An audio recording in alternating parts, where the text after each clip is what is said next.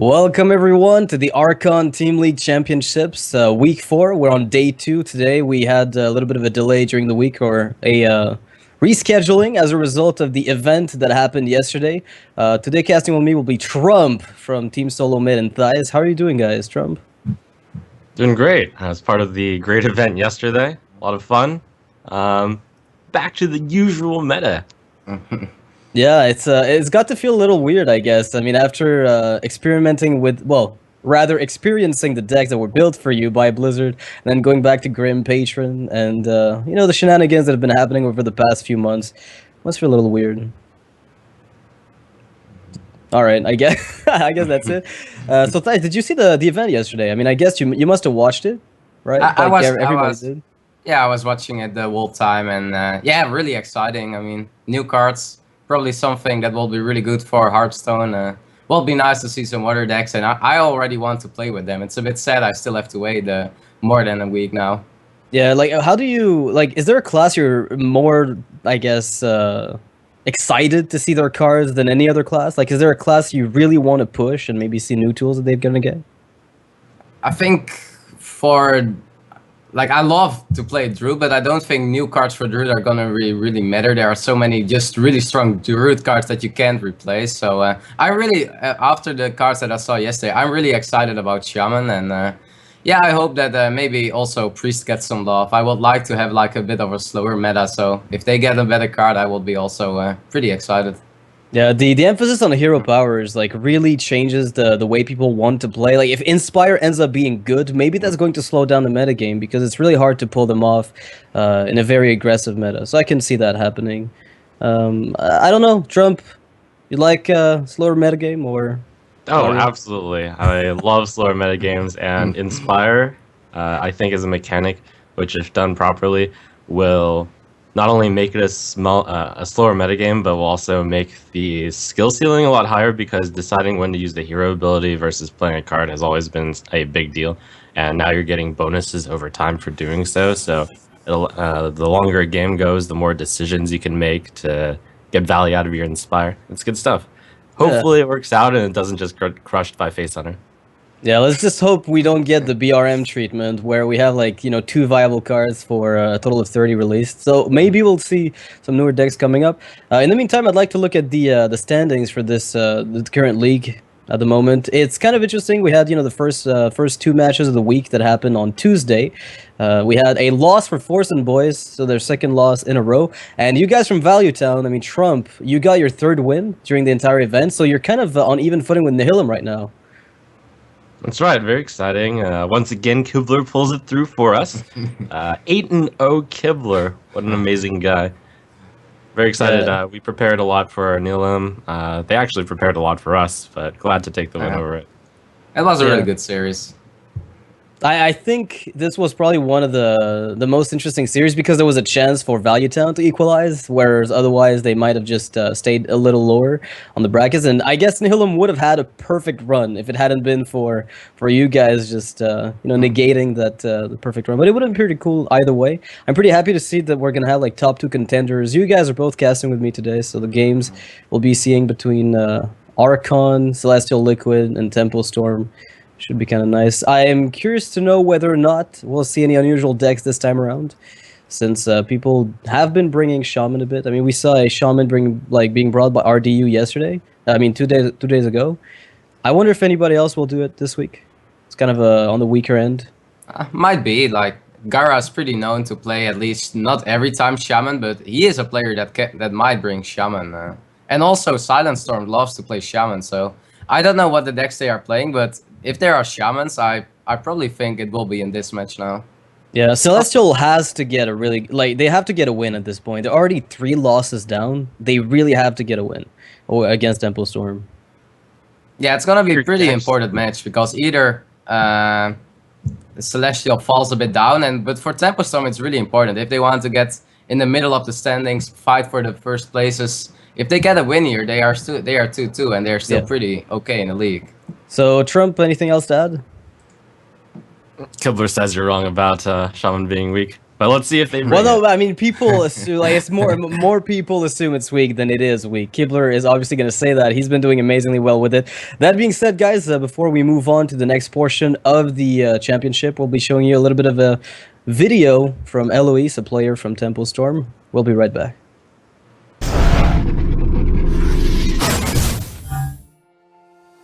My name is Haiyuan Tang. That is my Chinese name. And when I play Hearthstone, I use the name Eloise. And I'm now in Team Temple Storm. I play all kinds of decks, but I'm more a streamer rather than a player. So I would rather I play fun decks at most of the time. I played a similar team tournament in China, but the Archon League I think is more the rules are seems more reasonable. Seems more fun, better. Well, I don't know how to explain, but yeah, I'm really looking forward to it. If you are new to Hearthstone, I suggest you learn Hunter. Yeah, and you can become legendary. Yeah. Thank you for your love and supporting. I will work hard. 不会让你们失望。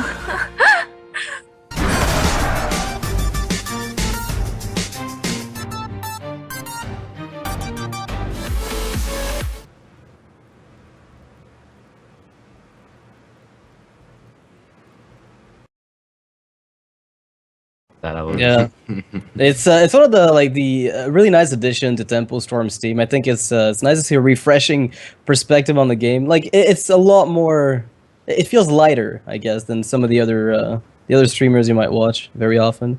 Now we're gonna see her play today. I mean, she's gonna be starting off in Temple Storm versus Team Celestial. She's a part of the roster, and now we can look at all the classes. Anything stands out there, Trump, from those lineups from both teams?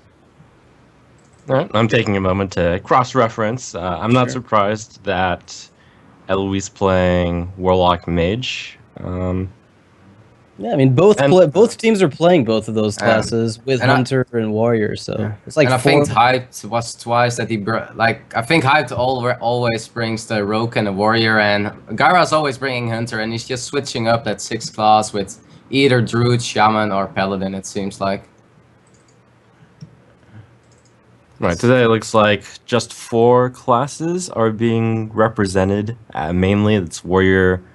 Actually, only 3. Warrior, Hunter, Warlock, the main 3, of course, but I don't know. The Mage as well. They're sharing Mage as well. You have Tiddler and Eloise both sharing the Mage class, so 4 classes are common among both teams, and then you have the Paladin and Rogue kind of being opposite to the Druid and Shaman from Silent Storm. Now, Druid and Shaman are kind of considered, I mean, at least in the past few weeks, we'd say that Rogue, Hunter, Warrior, Warlock, Mage have been kind of the 5 common classes, and the 6th one always ends up being one of Priest, Paladin, Shaman, or Druid, but Silent Storm's playing 2 of those classes. It's kind of unusual. There's no Rogue from Team Celestial, but this may be a bit surprising because I think Frozen Eyes is a pretty known Rogue player. Yeah, like I have to say, maybe they're switching up the game here to take their opponents by surprise. The first game we'll be looking at is Hype versus Tiddler with Rogue versus Warrior. Do you think that's going to be an Oil Rogue from Hype? I mean, he's an innovator, but have you heard anything maybe about a new deck being brewed? Normally, if you see it from Hyped, he's not really playing any kind of aggressive Rogue. Normally, sometimes he did it. Like he played once mech kind of Rogue, but I know I expect like a really all-version Rogue with no Assassin's Blade. Yep. What's going to be interesting is to see if Tiddler is going to switch it up into Control Warrior, which would be a really good matchup, or if he's going to stay with Patron. Yeah, that's a good point, actually. Control Warrior would do really well in a case like this. But, looking at this Inner Rage in the starting hand, I have to assume that's going to be another Patron lineup. No surprise, really, though. Like, there's no upset as far as the lineups go for Tiddler. Which means it should be a pretty even matchup.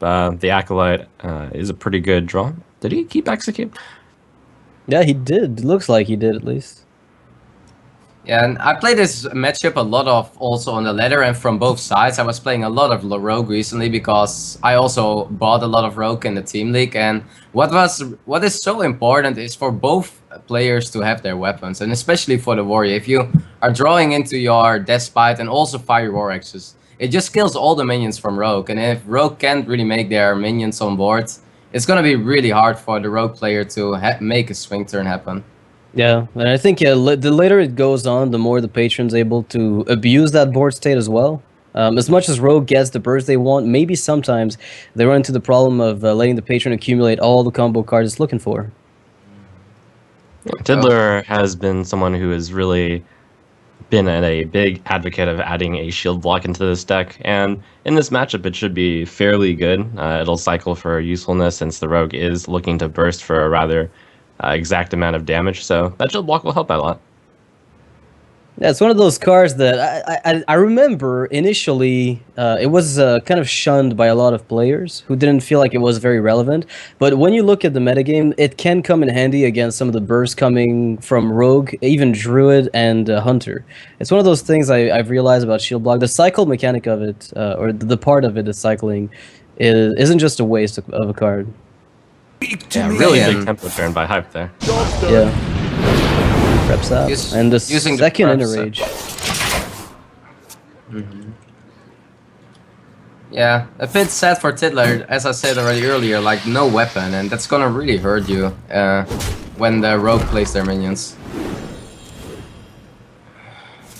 The Rogue's getting deadly poison. So the thing is, 2 Inner Rages have been used up on the Acolytes, which means there's not going to be any left for the patron plays if those come out. And there's a really big lead for Hyped. I mean, Tiddler picked up his Fiery War Axe after all said and done, but Okay, there's the Fire Roar. It's pretty important draw there from Tiddler to finally deal with the minions Hyped is putting out.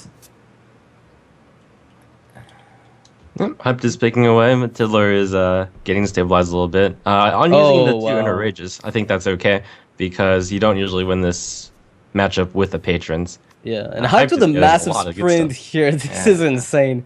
The prep sap into prep sprint on the when his opponent didn't have the answers for his early minions.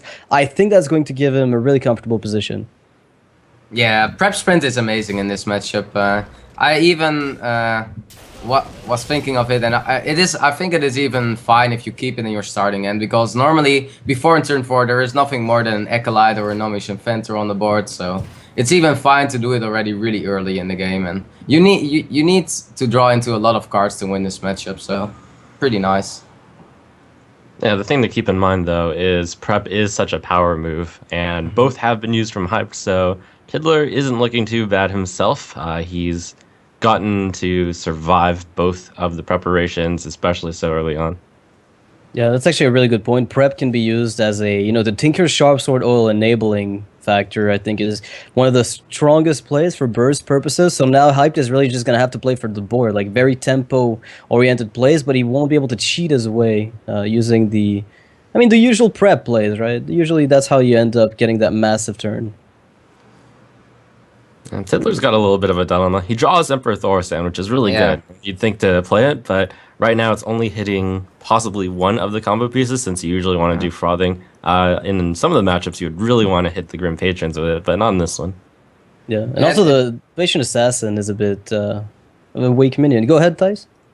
Yeah, it might be a bit risky to already go for the Emperor, because Rogue can also remove it really easily, and you are a bit low on lives, but I think he really wants to fight for a board. Like a Whirlwind with the Emperor will be really big here as a swing. There's no Whirlwind here in Tiddler's hand. He's looking at this Patient Assassin as one of the biggest threats.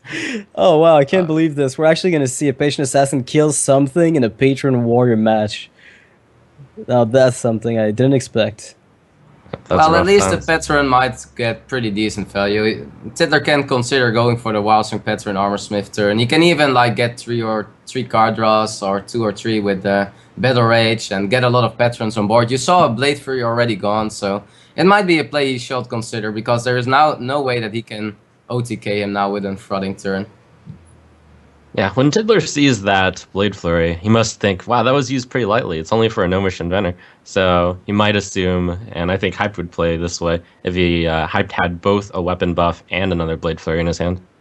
Yeah, like we're currently trying to get the Rogue's hand to be visible. At the moment, I think maybe Hyped is busy, and he's not getting the calls from the production team. So that might be why we don't see his hand. But you're right. I think I wouldn't be surprised if it contained a huge amount of burst, being how he used that Blade Flurry.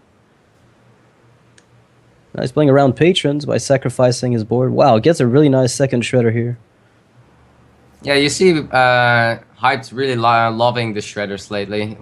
There's always the discussion between people: what is better in Rogue? Is it the teacher? Is it the shredder? And Riot is really the player that says yes. Shredder is the and Shredder really makes this matchups better. Like teacher is not doing much with all the 1-1s against Patron. Yeah, like Trump, have you seen any I know a lot of people do debate between heal bots and teachers sometimes, like two of either. I know Dog plays a version with 2 heal bots, 1 teacher, and he will swap it like in and out. But do you have any preference yourself for the all rogue? I think it really depends on what matchup you're expecting. It's mostly an alternation of Violet Teacher and Piloted Shredder as opposed to Violet Teacher and Healbot. Healbot and Earthen Ring Farseer is usually the thing that alternates because Healbot is better for a more aggressive meta and Earthen Ring Farseer is better for a control meta. So all of these things are very fine-tuned to what decks you're expecting to face. All right, so it's about the opponent, I guess, at this point. And since you have so much data in a league format like this one, where you can probably use it, you can make educated calls as to what you're going to put in your deck. Here we go, Hype's hand. There is, in fact, a Blade Flurry and a Deadly Poison, so he was holding the second one just in case of patrons, so he didn't just use the first Blade Flurry too ridiculously. A bit sad is the double Fan of Knives. Like, it's the worst card in this matchup. Into an Acolyte, into a Ghoul, into an Armor Smith. It's pretty bad, but yeah, just you watch that Ghoul pop out another, like that Shredder pop out another Ghoul. Just you watch. Oh, it's no trigger. Might work against Warrior, but I don't think this no trigger is gonna survive really long on the board. Maybe long enough to freeze the enemy's warrior, unless he goes for the patient play or the execute, which I guess at this point in against a rogue deck, what else do you have to execute really? Like at this stage of the game, are you waiting for Dr. Boom? Like how prevalent are those cards that you'd be playing around? Yeah, there are not really big targets you're gonna execute anyway, so it might be the best here. Yeah, you've got a second one as well, so I guess that's all right. No whirlwind though. No, but there is a Battle Rage, so he can draw for 2. I think this will be a draw 3 even. Yeah, with the Death Bite, probably just triggering the Patron and the Warsong Commander. Man, that card is insane. Like Battle Rage, a lot of people say, well, it's not, objectively better than Arcane Intellect. Like I've had some people try to argue that, but when you look at the outcome of it, on average, I think it does better than Arcane Intellect in many cases. Sure, it's because this deck is built around Battle Rage, really. Yeah, exactly. It's one of those things. There aren't that many cards that really work nearly as well. Like I don't think we have another card draw engine that's comparable. Although, Lock and Load's coming up. Very exciting. Yeah. I look forward to the new type of hunter that'll spawn. Yeah, that's one of the cards, the archetypes that I've really been wanting to see the most. That's pretty fun. It's like, here, I'll give you all these patrons. Yeah, it's pretty fun that he's using the Fan of Knives first. It doesn't matter, but it's just fun that you say, yeah, here, get some more patrons. I don't mind them it. anyways. Exactly. That is going to be the second Blade Flurry from Hype, though, and Tiddler does have another Grim Patron in his hand, so this is actually going to be one of the matchups where Patron Warrior can win with the Patron, since Rogue is out of area of effect. Hyped is really close, though. He's got 8 damage and only needs to get 7 more, but that's still a bit away. Oil? Possibly another oil, but if the Armor Smith, I think there's a second one left in Tiddler's deck, unless I'm mistaken, and the first one died. I remember one of them dying, the second one I haven't seen, so there's a chance that Tiddler can just armor up way beyond Hype's range, and he might just kill his opponent a lot earlier than that even matters. Tiddler is really pressuring Lethal here with putting Hyped at 16 lives, and we see already the War Song with the Flooding, with the Whirlwind. Like there is a lot in the hand now. Yep, So it is you going to just be have lethal. one big turn. Sorry, go ahead. It is going to be lethal unless Hype can find some way to heal or get stuff out. Looks like he's not going to get it. And here we go. Oh man, the 4 damage backstab, and now the 4 damage to face with this Berserker should seal it, won't it? That's going to be with the patron. It's going to be 4 patrons for 12 plus the 4 from the Despot. Right, the second whirlwind effect. Yeah, so another win for Patron here against the Rogue. Again, would you say this match is like even? Going into it blind, you'd say this is a kind of a 50% win rate matchup for both? Or would you give the edge to Patron slightly? I think it depends strongly on how the Rogue is built. In this case with, let's see, it was the 2 Shredder, 1 Teacher, 1 Healbot version. I think that's pulling it a little bit more towards the Warrior's favor. You can build the Rogue to be a little more anti-Warrior. Yeah, and double Fan of Knives is really hurting you in the matchup. It is just a dead card that you can't. That is even hurting you if you use it normally. So. Yeah. But it was pretty close. Like if Hype could, like if Tiddler didn't get that early weapon that he drew at turn 4 or 5, there was like 4 or 7 more damage or something used by Hype, right. and that will be put out the Rogue in a way more aggressive spot.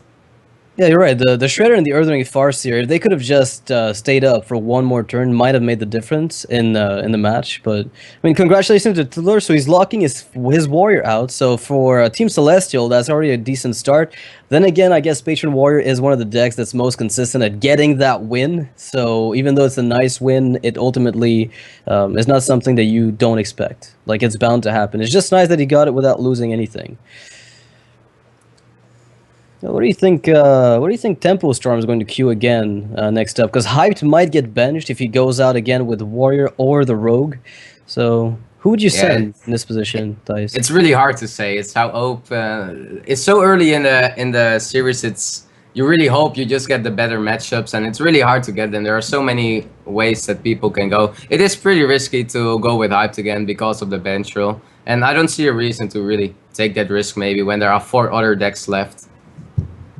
Right. Yeah, I mean, I think it's still very early. Does go, and supposing that one of the teams on Celestial, one of the players on Celestial has a deck that's weak against Patron Warrior, then they can just queue it. What's the weakest deck that? I mean, we know for a fact that Frozen Eyes has been playing quite a bit of Face Hunter. So if that gets queued into Hyped's Patron, I think that's going to be a big weakness. Maybe Eloise is playing Freeze Mage again. That's another decent matchup for it. We'll see if Frozen Eyes decides to go for a slower lineup this week, because he's been proponent of aggressive decks, I think, so far in this league, and it has cost him quite a few series, I'd say, against some of the more consistent decks from his opponents. Yeah, speaking of Mage, even though both teams brought Mage, it's very likely that they're going to be different types of Mage. Tempo Storm known for Freeze Mage, and Celestial known for Tempo Mage. I hope we see some Tempo Mage. What were you going to say, Thijs?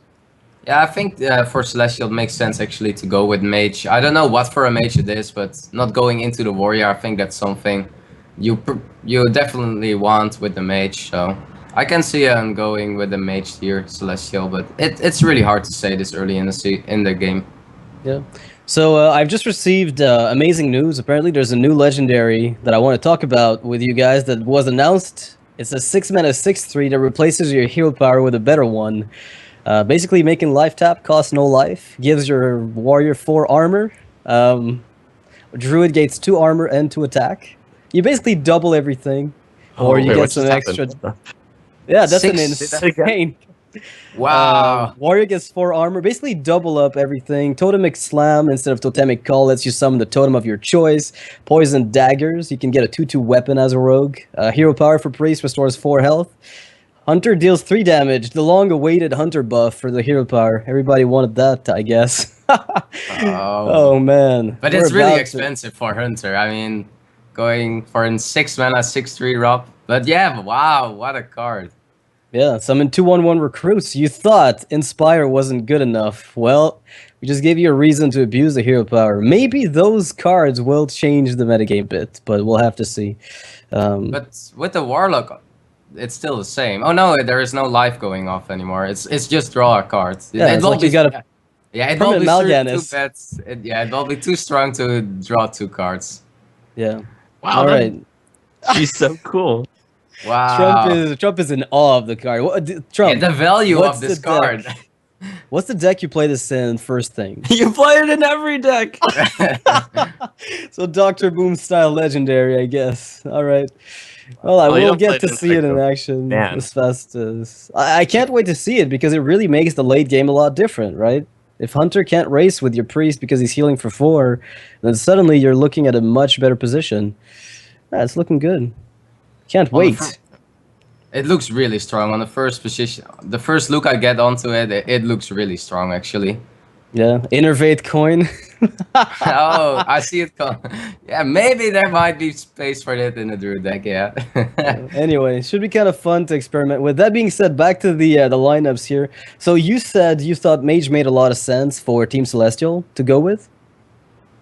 Yeah, I think if they expect not that they won't take the risk of going with hyped again, it makes a lot of sense. I think for Team Celestial to go with the mage, but I can also see them just switching up to either Frozen Ice or Silent Storm. Yeah, because I think you're right, because Mage doesn't have a terrible matchup against any of the 4 other classes that aren't, played by hyped. So there's a good reason to maybe bring out that Mage. Frozen Ice is going to be playing as Hunter versus Eloise as Mage. So if we expect a Freeze Mage from Temple Storm as Trump, Hylet, what are the key cards that really Eloise is looking for, Trump? Eloise is going to be looking for Fire Blast. So that's good news because she's always going to have it. That's one reason why this matchup is so good. But other than that, you're looking for the armor stuff. So barrier, you're looking for heal bot, and you're just hoping to survive long enough, which often is doable as a freeze mage. It's a little bit of a surprise because you think that if you give freeze mage too much of time to stabilize and set up, that they're going to win. So you bring the face hunter, but in actuality, mage can just handle it. Yeah, I think you're making a good point. I mean, the mad scientist getting out the ice barriers and the addition of the heal bot as well. I mean, this is not a recent addition, but it's been played in a lot of variants or a lot of versions of Freeze Mage, and that's making the matchup even more consistent. Yeah, one thing to say about Celestial is I believe they have brought the aggro version of Hunter all 3 weeks, so we're going to see if they switch it up this week. Yeah, how does mid-range Hunter fare against Freeze Mage, Thais? Do you have like any experience with the matchup? It's one of the matchups I don't really pin too much. It's a tricky matchup. There is the mid-range hunter normally also plays low tap, what makes it pretty hard because there is like high main or boom, and it's pretty hard to deal with. Sometimes it's really easy if you can get your early minions on the board, get a lot of card draw on, and turn 9 Alex is normally more than in time, but it's a really tricky matchup, and sometimes it feels really hard for the freeze mage, and it just goes the hunter's way. I guess it's one of those matchups where against the face hunter you're more comfortable because you're going to be wiping their board more consistently. But then when you start curving up or increasing the amount of health that the hunter minions have, then it becomes a little tougher for you because you have to get those blizzards into flame strike, get a good doomsayer at some point, which can be a little more difficult, I guess, for the freeze mage. All right, let's see if they are bringing. Oh, Team Celestial has mixed it up. They're bringing a mid-range hunter. That is a lot better against freeze mage. Well, yeah, and the shredders are good, right? Yeah, Shredder is one of the best minions in this matchup normally. A warlock. Okay. Oh, wait, you what? It's not a mage. So we got lied to. Brilliant switch up. Nobody expected it. All right, so Eloise is taking everyone by surprise here. Okay, brings out the wrong class, so they're going to probably replay with the correct class. Okay. Oh, okay. Oh, they queued incorrectly. Makes quite a bit of sense. So Eloise is gonna go back to her mage in just a split second, and Frozen Ice. I mean, if you're expecting a mage, it's kind of unfortunate not to be able to keep that hand. Oh, what was really important was that you saw that Eloise had Zoo there. You saw a Flame Imp and some other cards. So that I don't know if it is like really a mind game that she also has a hand lock, but it might be also important to know for the series. So scouting, like having that information because of a miscue is going to give Tiddler, Celestial Steam a little bit of an edge there. Oh man, you know what? That could actually really play against them. Yeah, like I don't know what for a mistake it was, so it's hard to say, but Yeah, from Eloise, I really expect freeze mate. She bought it also the last 2 weeks, I think. She likes the deck, so I expect a freeze mage. Right, and Zoo also was probably expected for Eloise to bring since she's played that in previous weeks. Although she does also know how to play Handlock quite well. Yeah. So apparently it could have been either. we're getting word that in the rules, and I wasn't aware of this personally, but the miscue implies that whoever actually queued properly in this case is going to get the default win. So Frozen Ice is going to seal his Hunter class. So that's already a win for them. So they're going up 2-0 against Tempo Storm.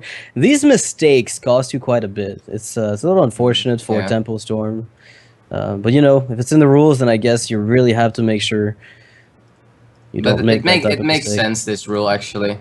That otherwise you have to have a rule maybe to prevent people just from scouting classes and from information things, and yeah, it's kind of sad maybe for Tempo Storm, but you have to make rules like this to probably have to be consistent.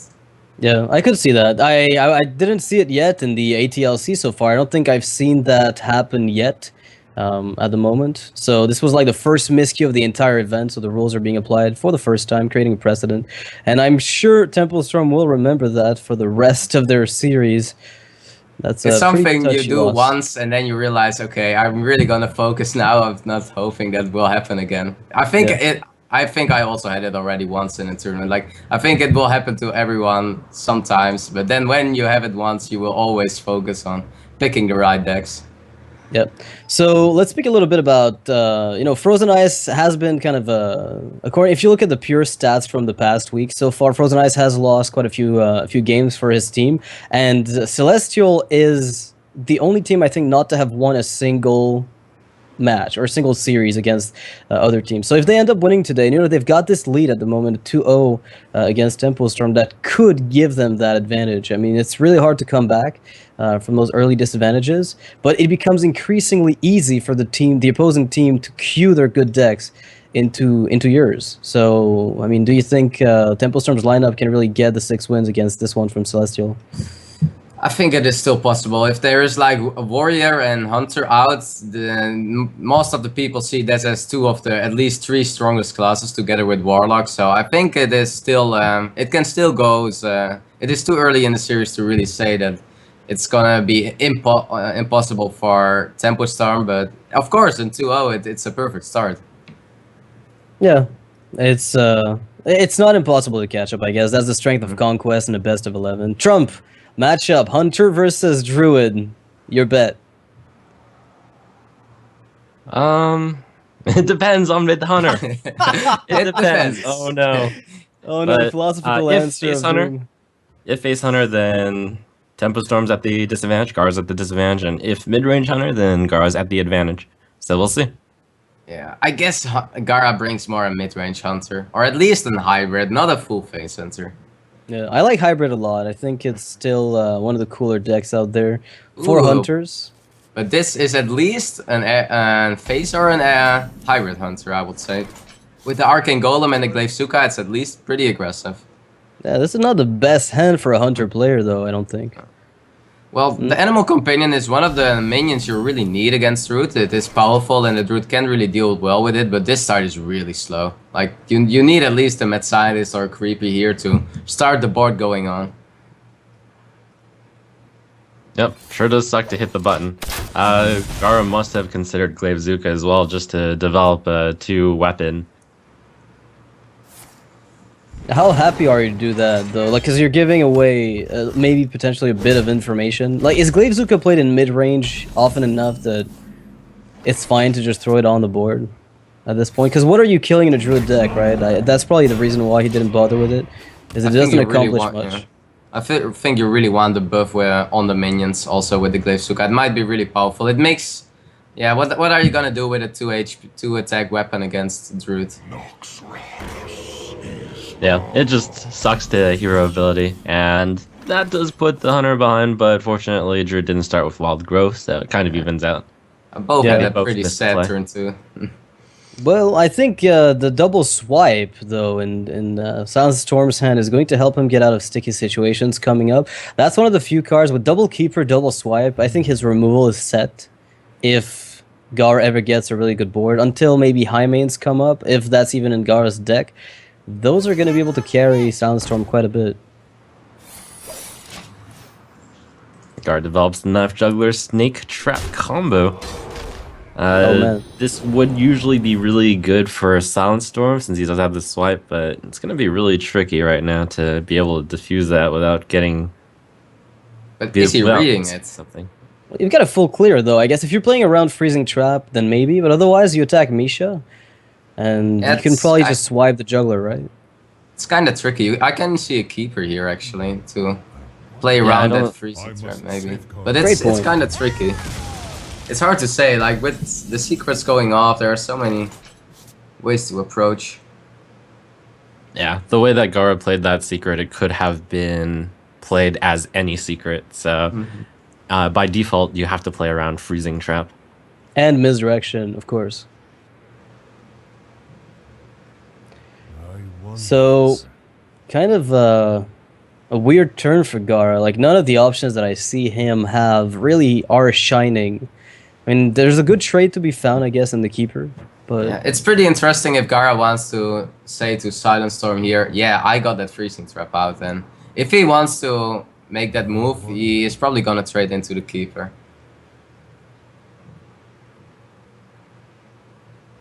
Yeah, and besides that, it's a choice to whether or not to stay on the curve or to play the Leopardome, since you have to play something alongside it. There's actually another choice. You can play Zuka, Leopardome, Hero Ability if you want to go maximum damage. A lot of different possibilities. Oh man, always Huffer. That's a pretty heavy damage turn. That was 11 damage right there from Gara. He's putting on the heat here against Sandstorm. Doesn't have a taunt. I kind of like the move, actually. With the if you look at the hand with the Golem, with the Leopardome, also an Unleash, you really have to go aggressive. You know that you are not gonna take the long game, and before the towns are coming up in 1 or 2 turns, it might be really important to get all the damage in. Yeah, you're right. Until you really... I think that's maybe the biggest weakness of Hunter, and has been acknowledged forever, is the fact that when their cards get depleted and they're in top deck mode, sure, once in a while you'll pick up, you know, the lethal, but very often you end up falling behind, like, inexorably. You just lose at that point. Oh man, Silent Storm attacked into that expecting Freezing Trap, and he's really going to be disappointed to see that. Because if he had attacked with the Shade, then he'd have been able to do this. That's not a misplay, though, because it often is going to be Freezing Trap. Yeah, but now if he attacks with the face, that's going to delay his Ancient of Lord for healing till later, and oh my goodness. But also taking another 4 damage, wow. Yeah, that's going to be pretty dangerous for Soundstorm here. I mean, you're never comfortable at 11 health against a Hunter. I will never be. Oh my goodness, and Gara stacking the damage. Is that lethal? No, almost. No, it's not lethal yet, but next turn it will be. And now he's giving his opponent the ability to play that Ancient of Lore. Arcane Golem might just save Soundstorm. Yeah, 8 isn't going to be enough to dig out of it, is it? Let's see. There will be 2 damage from a Leopardome no matter what. There is 5 damage with the quick shot hero power. Yeah, Innervate still hero power the might ability save. to play Unleash. Yeah, this is not gonna be enough. It's going to be exact, just because Gara drew the Innervate too for the +1. I think Hunter can do exactly 8. But can he do 9? With Innervate hero power from Soundstorm. Yeah, I meant can do exactly 9. Rather. Yeah, Okay. he has 5 from the hand, 2 from the hero power, and 2 from the Leopardome, so it's exactly lethal. Hey, wow! Well, that Huffer sit on the board for much longer than you'd expect the Huffer to. Very often that card just dies as soon as it's done damage, but I think it dealt 8, possibly 12 during this game. That was just a really, really crazy animal companion. Gara really... I think picking up the Misha first and then having Soundstorm play into Freezing Trap was a really big deal. Yeah, it's a good move from Gara. Gara is pretty known for just moving up their trap. He is like using freezing traps, explosive traps, and snake traps all the time. So it's really hard to say. Some people you cannot really say, yeah, they're playing with these traps, but especially in this team, like, it's really good to just move a bit up with the traps. So it's really hard to play around it. Yeah. No, I agree. I think it's ultimately Hunter has so many traps they can put in their mid-range decks that it's really hard to pin them on exactly what you think they're gonna have. There are some of them you discount, like Snipe and Misdirection. You never play around, pretty much. But freezing, explosive sometimes even in those mid-range decks. Some variants of it will sprinkle it in. So yeah, there's a lot to play around with. Snakes. It had to be snakes. Yeah, Harrison Jones style. Why doesn't he say that when he comes into play instead of Druid of the Fang? I don't understand. I guess he's got a museum to take care of. So the next matchup that could be coming up for Tempo Storm could be just sealing the Paladin from Gara. Would that be a bad choice going up against the entire lineup from Team Celestial? I don't know what Gara is playing for in Paladin. You see a lot of the aggressive Paladin that is also really popular now on the ladder. But for a mid-range Paladin that Gara's a bit more known for playing, it has a pretty good matchup against Druid. It's not bad against any kind of Warlock version. It might be bad against Mage, especially if it is Freeze Mage, and Shaman is not that bad either, so I think it's it makes a lot of sense that Tempo Storm actually bought Paladin against the lineup of Team Celestial. How the did good they news about know? Paladin is that there are actually quite a few matchups where Paladin is weak, but the Patron Warrior is out of the way, and Team Celestial didn't bring a Rogue, and Team Celestial might not be playing Freeze Mage, so those are the main bad matchups for Paladin out of the way. All the remaining ones are fairly good. I don't think you need to send Gara up right now, because all the matchups are fine. Okay, so whenever he does come out with a Paladin, it could get a favorable trade. So is there something you'd want to win with as soon as possible, being in Tempo Storm's position? It depends a lot on what Celestial's Warlock and Mage are going to be. Handlock, Freeze Mage, Tempo Mage, Zoo, even Malagos Luck, they'll have different matchups. You can look at previous history that Tiddler is probably playing Tempo Mage, and Frozen Ice is probably playing Zoo, but you can never be sure. In that case, I don't think Tempo Storm has many absolutely terrible matchups, because Zoo is one of those decks with not... Zoo's really good against Druid, but Tempo Storm didn't bring a Druid, and Tempo Mage is really good against Druid, but Tempo Storm didn't bring a Druid, so all their classes are fun. They have a reasonable shot with all the classes. Alright, so I guess the Paladin's not as weak this week as it was previously, perhaps. And I think for Team Celestials, it's really risky to go with Silent Storm again. If Silent Storm is gonna lose, then there are 2 classes being benched. And I think when there are only 4 decks left, it's really risky to have 2 benched classes. Yeah, again, for those of you who may not be familiar with the benching rule, when a player loses twice in a row, he's unable to play until one of his teammates gets a win, which in this case, if Silent Storm loses, Team Celestial is going to be down to Mage and Warlock until one of them wins. So there's a chance that Tempo Storm can snag those wins by queuing perfectly into them and just taking the favorable matchup. So it's not really that big of a deal early, I guess, in the matches where you have 6 decks open for both players and they're all, willing to play whatever it is. But when it's down to this, where 2 players have 1 deck left, I think that's a little easier to play around. All right, well, we'll see who's going to be playing. Eloise is going to be bringing out the Mage against Sandstorm's Druid. Oh, man. That's a Freeze Mage. Yeah, and then you see, maybe it's a bit of the double mind game going on, where you are not expecting Silent Storm, so Eloise goes with the Mage to dodge the Druid, and then you go into the Druid. It's probably the hardest matchup now for Eloise with the Mage to go into, if you know that the Warrior is already out. Yeah, not quite the matchup you're looking for as a Mage player, because again, Druid is able to muster a lot of burst. It's not as bad as the matchup against Warrior, but it is a really hard matchup, especially against the mid-range Druid. Let's begin. Yep, Elise is going to have a tough one ahead of her. Yeah. By the way, Trump, I don't think I've seen you play Mage in the league so far. Is there a reason you just don't play the class very much?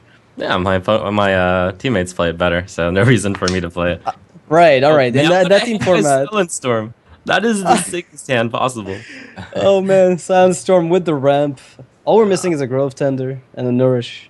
Turn 3 Emperor. There we go. Yeah, there's no way you mulligan anything out of this hand. Really, nothing. Yeah, but if he's got Kibler's Luck, he's just gonna top deck Innervate and the other Wild Growth. Because that's what happened last time Kibler played a Druid in the Vulcan League, if I recall. Kibler just had the sickest ramp, and then he top-decked Savage Roar, Wild Growth, Innervate, and that never went anywhere. If Eloise knew what Silent Storm's hand was, then keeping that Fireball would be really good, since you could coin Fireball to answer Thorson, but unfortunately, that's not going to happen because you wouldn't keep Fireball usually. Yeah, you can't really expect... Oh my god, is it Echo Mage? Well, the Explosive Sheep kind of tells me that it is, but at the same time, Explosive Sheep is not necessarily... It might be just a tech card. There are some versions that play just one Explosive Sheep to deal better with the Paladins, to deal better with the Hunters, and... Alright. It might be Echo Mage, but it's hard to say yet.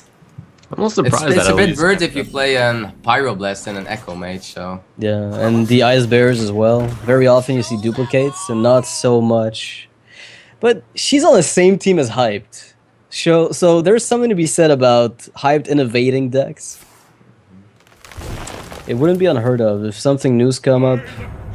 I wouldn't be surprised to see it come out of Hyped. But it looks like a standard freeze mage up until this point. Right. Actually, it makes sense to do the Explosive Sheep now that I think about our personal preparations against Celestial. Celestial was known for brewing a lot of aggressive decks like Zoo, like Face Hunter. So bringing a card like Explosive Sheep to help the matchup against Celestial in particular makes a lot of sense. Yeah, that's where the team, I guess the scouting factor of previous weeks in a league format really comes in, because you can look at those past matches, have a vague idea of what the players' preferences are, and then adapt your entire lineup, where you're just teching a card here and there that's going to help with that. So, good point. And pretty sad turn for Eloise by not killing off the Emperor. You always want to kill the Emperor off as fast as you can, but not really the option right now. Here's the really horrible thing. She doesn't have anything to kill it next turn either. Yeah, I mean, I guess I guess this is gonna be a really good Emperor for... It's already an amazing Emperor for Silent Storm. Getting the Savage Roar discount and the swipe for 2 mana could really help him get a bit more reach later on in the game. But there is not really a good follow-up. Like there is Silent Storm really needs a lore or a Dr. Boom or something that you can play on the board now. There has to be a Nova Doomsayer here, right, Trump? Like, do you think Absolutely. this is a turn where you're forced to do it? Because the sheep doesn't do anything besides kill the only, like, just the shade. So you have to go all in on it. If Silent Storm whiffs here, even though that start looks really good, it commits a lot of resources, and his remaining hand is nothing. So at least has a good chance of it if Silent Storm whiffs here. Keeper top deck? Nope. Not the esports we were looking for. You can still kill it with swipe Savage Roar, but is it worth it to spend 2 Oh cards my for it? goodness. Alright, so I guess you're dealing 1 damage to the enemy's face with that swipe. That is such a huge resource commitment, but he's not going to run into a Blizzard turn just yet. So I guess it's alright. Yeah, it's that's a tough turn to swallow for the Druid, but it is really good because you save a 5/3 and a 4/4, which grows. Oh man. Well, that's good. first of all, it's a pretty good pickup, I would say. Yeah, I mean, you can even follow it up with one of your 2 Ice Barriers. So again, that's going to put you further away from the combo range. You've seen 1 Savage Roar, so you've got to feel somewhat okay with it.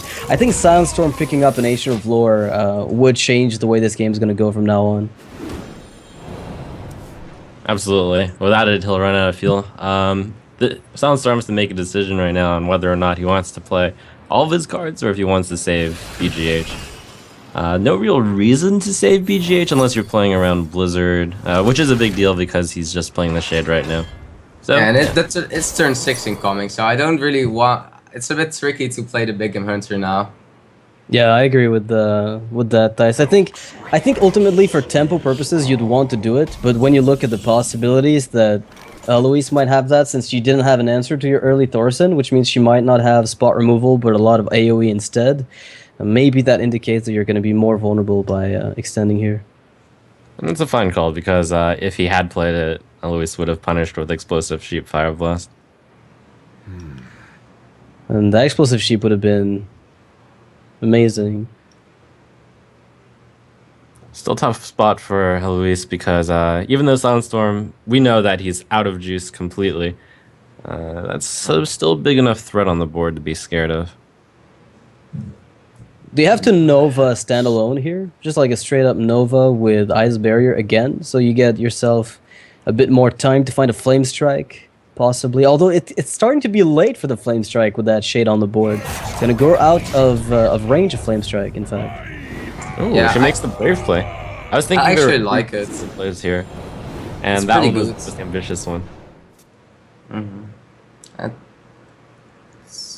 Well, out of Okay. juice, but not for long. That's a nice pickup for Silent Storm. If he gets again more card draw, that's going to enable him to go a little further in this game. But again, the more he extends on this board, the more weakened he is. Like, how do you feel about just punishing? Like, you have to trade away your shade, but if you do so, then you're suddenly even more vulnerable to Flame Strike than you were a second ago. So, what would you have thought about playing the Shredder plus, using your face as a trading instead of losing the shade?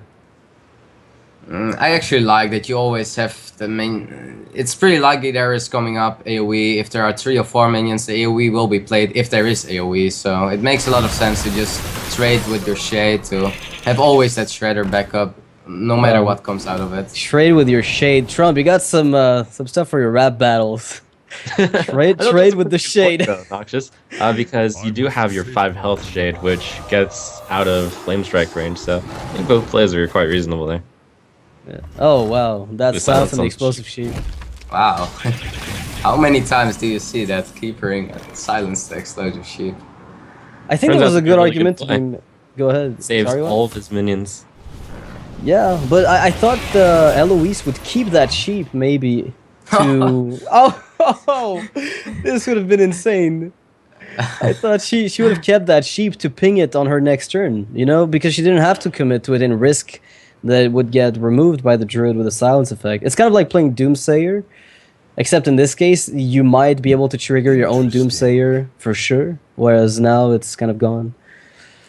This Mad Scientist is, by the way, the worst draw ever. Because there are already 2 or the barriers in the hand, the other one is already out of the deck. So that Mad Scientist is not gonna do anything now.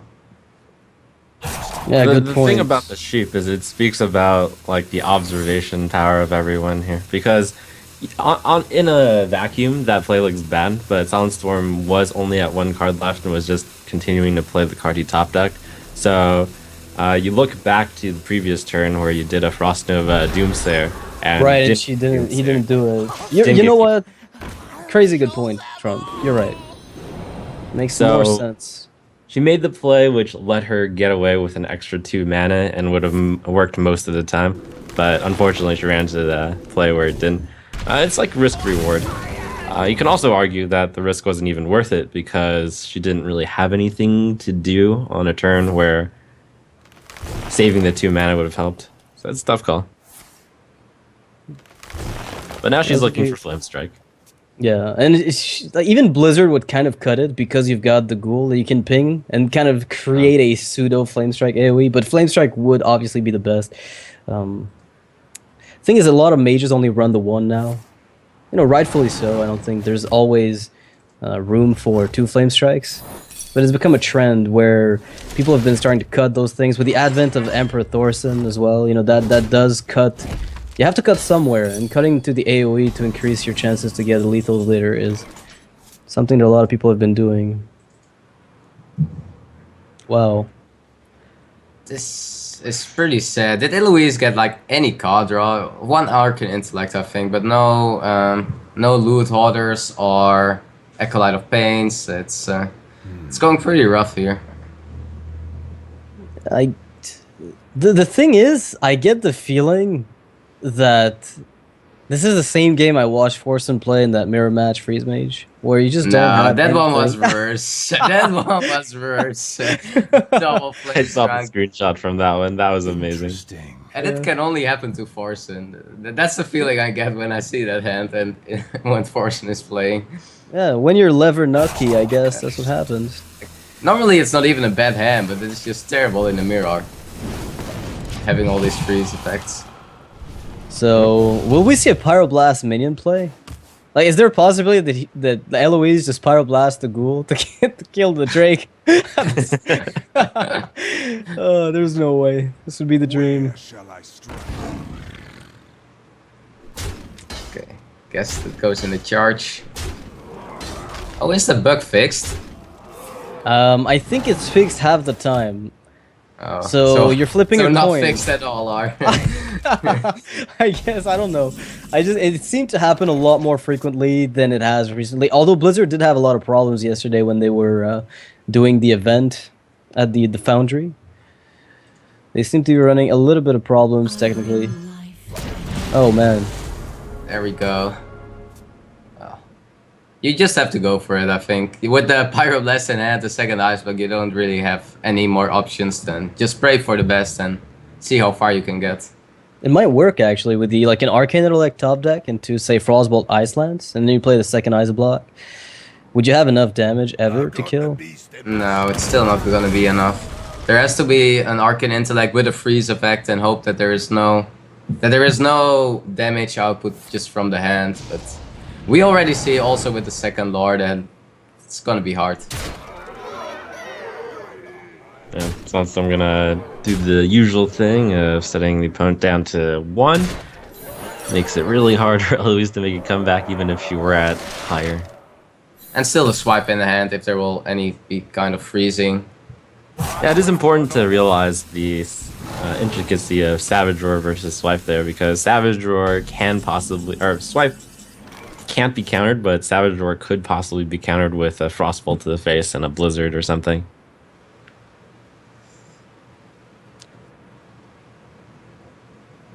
Well, I think there's only... I mean, you're kind of forced to play Blood Mage, ping it, and hope for... I mean, there's no more Frost Nova, so you can't just Frost Nova and there's then nothing you Ice can Block. draw Yeah, but there's into. really nothing here, right? Like, there's absolutely... It's like you just stall for 1 turn, but you already know. I think you know already yourself that it's not gonna matter. Yeah, it feels bad when you're Freeze Mage and you have those 2 Ice Blocks and it's like, oh, I'm just gonna die eventually. Oh, wow. That's actually a really good card against Freeze Mage anyway. Yeah. Yeah, not just a good card against Freeze Mage, but also against Handlock and Rogue. Team Celestial might have done their homework this week. It sure looks like it, at least. I mean, they seem to be fully prepared. Although, you know, arguably we didn't really get to see the second game with Magic Amy. Wow, Eloise, Eloise miscuing into Team Celestial, which caused an automatic loss for them. So. Yeah, this is. I think this game, like you can still try to stall the game here by ice lancing the face also, but we know it's already over with Dragon swipe in the hand. Yeah. Well, at least we'll get to see another Freeze Mage game. Again, this is a really unfortunate matchup for Eloise, which is queuing up with Freeze Mage into... you know, as we said, if Silent lost this, he was going to get benched. So I think, as you said, this is all mind games where they knew they were probably going to be facing off against someone else than Silent Storm because of the benching rule, but then Team Celestial counter-mind game by queuing up Silent Storm with his Druid deck against Eloise's Freeze Mage. Yeah, it's something that it is really, there is like, it's going on in all the teams, and you try to play with the bench rule, play around the bench rule, but it's really hard to approach how you are thinking and how the other team is thinking about it. Yeah, like Trump, like how do you guys approach the bench rule as a player? How much does it weigh in your decision to queue, to manipulate the queue? Is there a huge incentive? Because some people say it's not really that relevant. Yeah, I'm sure some of the people you've talked to have said like they just flip coins to the matchup and the bench rule doesn't even matter. And then some people are going to be like, oh, we can't possibly risk the bench. In reality, it's somewhere in between, and it's really hard depends, to say. Right? It depends, right? It's just important, I think, that you don't do everything the same time. That you don't. You should not try to avoid it every time. You should not go into it all the time. It's just that you show a bit of different thoughts on it. All right, Exactly. so you're not too predictable, even regarding the bench rule. All right, makes sense. See, that's less dependable, although it still is. So, going into the matchups here, we've got one deck left for each of Team Celestial's players. They're up 3-1 against Tempo Storm.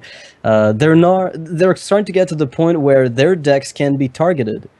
Is there one of their decks that would have an amazing matchup against everything from Tempo Storm at all?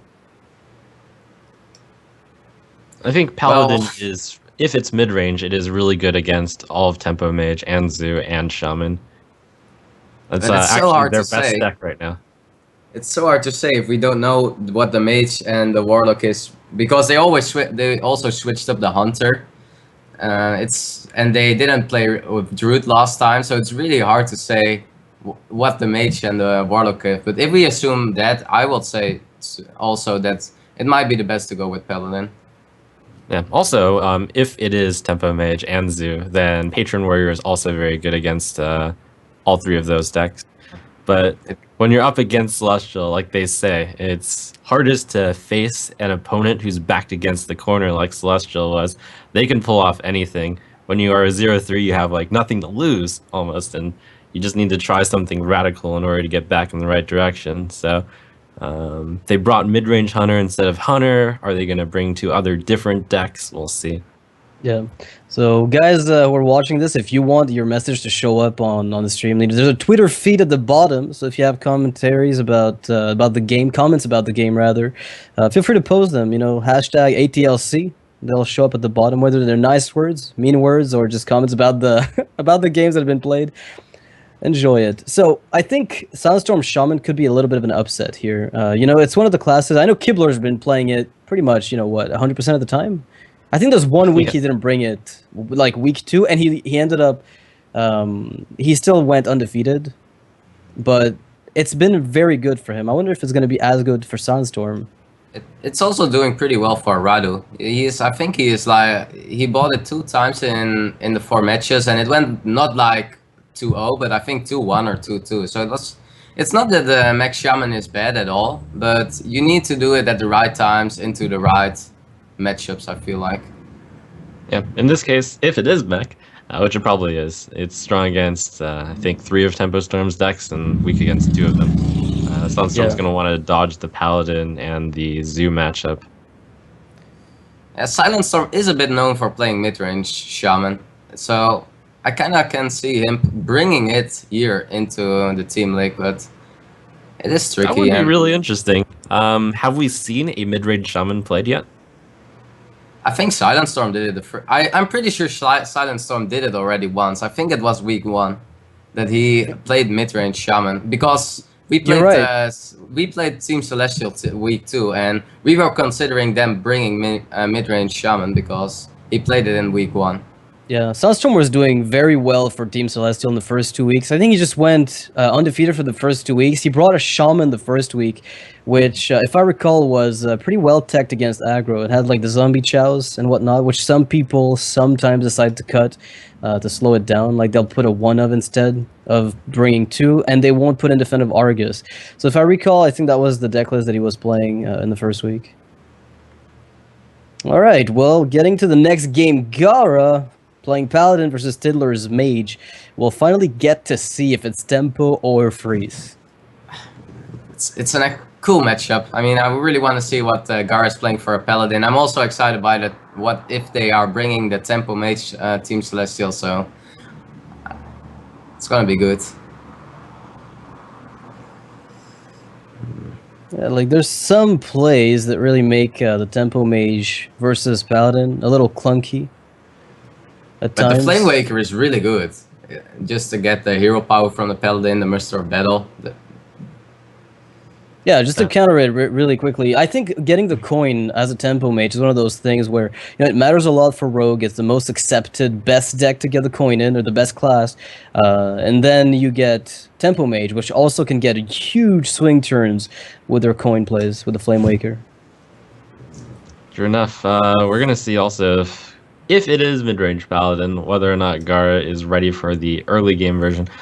Given that Eloise teched in Explosive Sheep, Gara might also bring a more anti-aggro Paladin, so I would be seeing like 2 Zombie Chow maybe, and then the usual mid-range lineup, which would be really good against Tempo Mage in my experience, but that's a lot of speculation. Could you ever get the like the Harrison Jones tech in Tempo Mage? I mean, it's a tech that's been played quite frequently. I mean, that could also make the matchup a bit more bearable as a tempo mage player. It's a marginal thing, but you know those things can matter.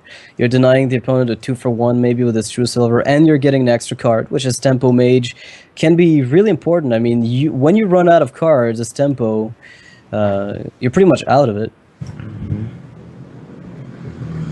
This is a strange observation that I just made, but I think the character portraits are different. What do you mean? Like Tiddler looks different.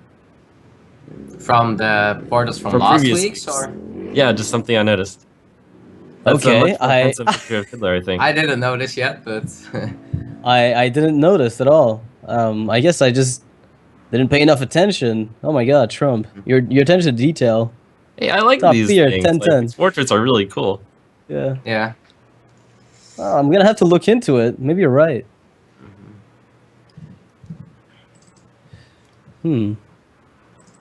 I want to see the mage from Tiddler. Like, it can also be a freeze mage. I know that Tiddler is, or at least plays sometimes freeze mage. I don't know if he really likes the deck or if he is also, if he likes tempo mage still more. And you see everyone is, or you see a lot of teams are bringing freeze mage. So maybe Team Celestial went to the same conclusion and is also gonna be playing the freeze mage. And also Gara with the Paladin, like he went to DreamHack Valencia, and a lot of people were playing aggro Paladin there, and it went really good there at DreamHack Valencia. So the finals were two people that played aggro Paladin. So maybe Gara came to the same conclusion and is gonna bring aggro Paladin here. I won't be surprised. That would be very nice. It's one of those decks that used to exist and never quite made it to the top of the, the competitive metagame and tournament play. But of recent memory, it's been cropping up more and more because it's actually competing with other decks. And I think the new tools they got from GVG, not that they're very new anymore, but the tools they got from GVG really pushed it even further, like up the power curve. Yeah, it is really cool how the top 6 decks, minus Rogue, all have a alternate version. Paladin not considered one of the top 6, I guess, but Mage, Warrior, Druid even, almost all of the decks right now have 2 versions at least that you can bring, and it's always hard to guess which one it is. Yeah, so we're basing our matchups based on classes, but I think we're at the point where this is almost like the more expansions come out, the less and less the class itself is going to be impactful in the way you have to approach your your own lineup, and the more you're going to have to consider archetypes. It's already very true. Warlock is probably the perfect example of that, where you have a single class that has 4 workable archetypes at any point. I mean, that's a lot to play around with. Right, and if this new expansion, the Grand Tournament, does it right, we're going to see almost all the classes get another control variant also, just because of the Inspire mechanic. So, we're going to see every deck have 3 different varieties. That'll be pretty cool. Yeah, and it's boy. going to be excessively hard, and it's looking like you were right. The aggro Pally from Gara, I think, is going to be coming up. Yeah. Oh, that's Defender of Argus. It's not. Yeah, what is that? It's brewing a his own control. decks again. What's up with this, Gara? You gotta stop this. I can't make predictions anymore. I'm still thinking it is an aggro kind of Paladin. There are some versions that are playing one Quadamaster or 1 Defender of August, because it stacks really well with the dudes you play at turn 3 sometimes. So. Oh, and it is a Mech Mage. Whoa. Oh my god, what's going on here? I don't even know anymore. Somebody help. But do you expect it? From Gara's side, you just see a Mad Scientist. Yeah, Mad Scientist. Every mage deck is playing with Mad Scientist. So, do you already see that this is the Mech Mage from this point? I don't think so, but I mean, double Snow Chugger with the possibility of Blast Mage, that is just very dangerous. Oh boy, Oh, the Mech man. Barber too. That's going to be Gonna use insane. Frostbolt. This is a good start from the mage side. Next turn we've got Mech Warper, Snow Chugger, and if everything goes right, you could Snow Chugger, Tink Master. It's funny that Gara does Gara has no really option. It's just Leopardome Hero Power, but there was still it was still really hard to say what that was for a trap. What Gara is facing for kind of mage there. Yeah, that's a really unfortunate turn 3 from an aggro paladin, and it goes to show why most aggro paladins don't put Defender of Argus into their deck. That's another clunky card, which might ruin their aggro draw. Yeah, I mean, as good as the aggro pally is at getting divine shielded minions, whereby they can very often get good value out of it because they can, force the opponent to use multiple resources on it. And in that case, I guess Defensive Argus seems to make sense in that line of logic where you're increasing the resilience of your minions. At the same time, it's also making it so those clunky hands are just worse. The times where you don't get the divine shields. Yeah, it's so tough for the aggro paladin to get all these 4 drops, the True Solar, the Consecration, and the not often seen Defender of Argus. And what do you do with this True Silver? Like, if you attack in the Snow Chugger, you can't use it next turn, so it feels really bad to use the True Silver here maybe, and you know that you can't attack with it. Yeah, and in this case, it's going to be worse. Wasn't expecting Snow Chugger Technician to actually work on turn 4, but Tiddler's done it. That's a lot of pressure. Is that a new card? The Snow Chugger Technician? So, do you silence off that Chugger? I know, I feel exactly the same, guys. If I'm in that position, but I'm just trying to figure out, how do you get out of this this mess? Yeah. Alright, your choices here are to play either a 2-3 to kill one thing with Consecration, or to play a 2-1. So, feels bad, man. All the feels. And do you make that hero, the 1/1 dude with it, or do you just Divine Favor for 1 extra draw to hope you draw into an equality what some of these versions are playing? I have to imagine you want to use Divine Favor earlier rather than later since your opponent is so aggressive, and there's 1 spare part, so the hand is just getting smaller. Yeah, I think Owl Divine Favor is the play, but it's so hard to... You cry while making it. Yeah. And sometimes you just gotta toughen up and make the potentially winning play. So if Gar picks up an equality, that's going to be pretty good for him. But unfortunately, not quite what he was looking for. Although Defensive Argus gets a bit... Oh my goodness. Well, that's convenient.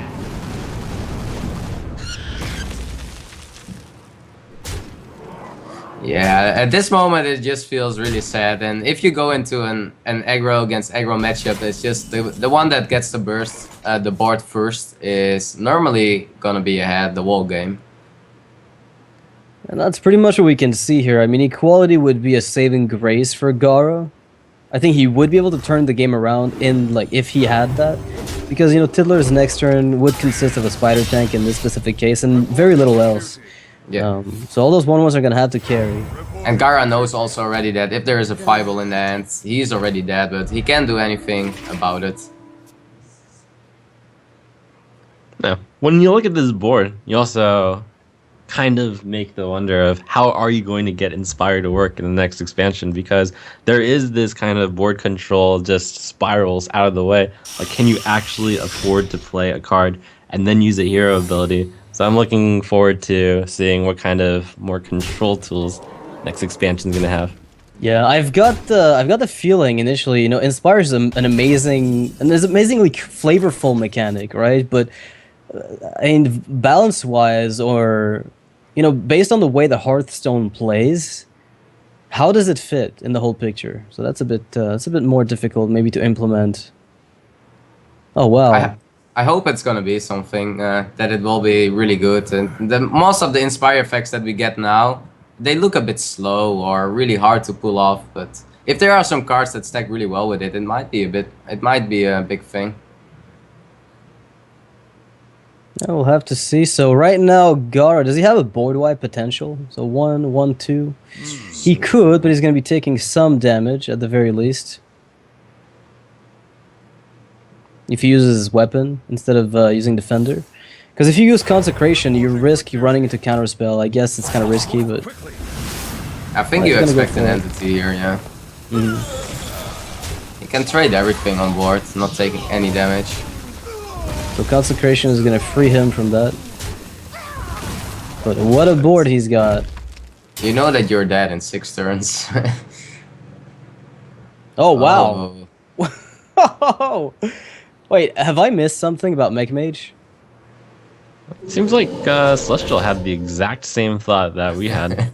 We actually ran Mech Mage with Fel Reaver also, and we had to all submit decks like way before, so it's not like they saw our game and then used Fel Reaver also, but we both came to the same conclusion. That's pretty cool, seeing the Mech Mage now use Fel Reaver also. So the conclusion is, if it's good in Mech Shaman, why is it not good in Mech Mage? Exactly, actually. Right, I like that. That's a good train of thought. I think it's super sensible. Can't believe we haven't seen that earlier in the development of the decks. My shield for Argus. I guess at some point it's because Beat Game Hunter has fallen off, which is a little bit of a surprise, but the top decks right now, there aren't a lot of BJH targets, like mid-range Hunter doesn't run Dr. Boom a lot of the time, and Patron Warrior doesn't run any BGH targets. So your BGH gets a lot worse, so therefore BGH disappears, so you start putting in Fel Reavers. Yeah, soon enough we're gonna be seeing Anima Golem. So there's no healing in that Paladin deck outside of True Silver Champion, right? And even if there were, I guess, if the Archmage lives, you're still gonna be able to get infinite fireballs. You need more than a heal here. You also need to kill off the Antonidas, and Gara Yeah. sees it already coming, and it's like, yeah, I can do both. Yeah, it's one or the other. I can't really deal with the Fel Reaver and the Archmage. So Celestial Steam is going to be going up 4-1, I believe, over Tempo Storm. And Tiddler's out. I mean, he's done with his day. So well done by him, locking up the Mech Mage and the Warrior. So there are only... So Tiddler is out of the series, and there are only 2 decks left. And I think it is the Shaman from Silent Storm and the Warlock from Frozen Ice. Right. Frozen Ice Yeah. has been playing very aggressive approach, like has been taking a very aggressive approach to fighting in this team league. We'll see if he brings something a bit slower this time. I mean, Warlock has plenty of archetypes to choose from. Shaman too. Do they? They've got about Well, if it's 2, Silent I Storm. guess. Yeah, I guess if it's Silent Storm, it's fine. It's kind of like Hawkeye, who could be playing any type of shaman, although he does favor, mid-range and still has Silent Storm in the past. They could be playing either of those, so... I think I don't the know. theme for today's Celestial lineup is decks that you weren't expecting Celestial to bring. So, Hamlock and mid-range Shaman, sure. Murloc shot. You want to talk about unexpected, you go Murloc. And then you've got the surprise factor seal. I can't guarantee a win, but I can guarantee the surprise. Murlocs can still be really strong. I think I lost yesterday on the ladder on stream with it. I was just dead at turn 4 after the Druid went for an insane Murloc turn. You might see it in some decks. Yep. And one day there will be a Murloc metagame, and then Trump can tech in the Hungry Crab again. And then just go full surprise on everyone. Wait the day. for Hungry The Crabs good old once days. again. Hey, there's gonna be a Murloc in the next expansion, probably, according to the art, at least. Yeah. I can tell you already what it's going to do. It's going to be Inspire, summon a 1/1 Murloc Scout. And then maybe people will try to play Murloc again. Makes Could be sense. fun. Yeah. It will be cool. Like mechs are already really popular, and some love to pirates, some love to Murlocs. It will be cool. Yeah. But I ask you the one question. Where are the Treants? What happened to them? There's like Soul of the Forest and Cenarius and Force of Nature, which really doesn't count because they're dead as soon as they come on the board. So where are the Treants? Are we getting any ever? Did you see the art? There's probably gonna be a Treant. Oh my god. Okay. If Volcanic Lumberer wasn't even labeled a Treant, was he? If I'm not mistaken. It's like we Nope. might get a tree, but maybe not a Treant. I'm tired of trees. I think that card is a little too big to be a Treant. Yeah. I guess they'd have to be... Is there another name we could name those and still label them Treants? I don't know. I feel like we should be working on a Treant archetype for Druid. Oh man. Temple Storm is really down score-wise. I mean, even if they get perfect Qs, now Gar has given away the fact that he's playing Aggro Pally. That's good against Mech Shaman. So that could be a good lineup. Potentially.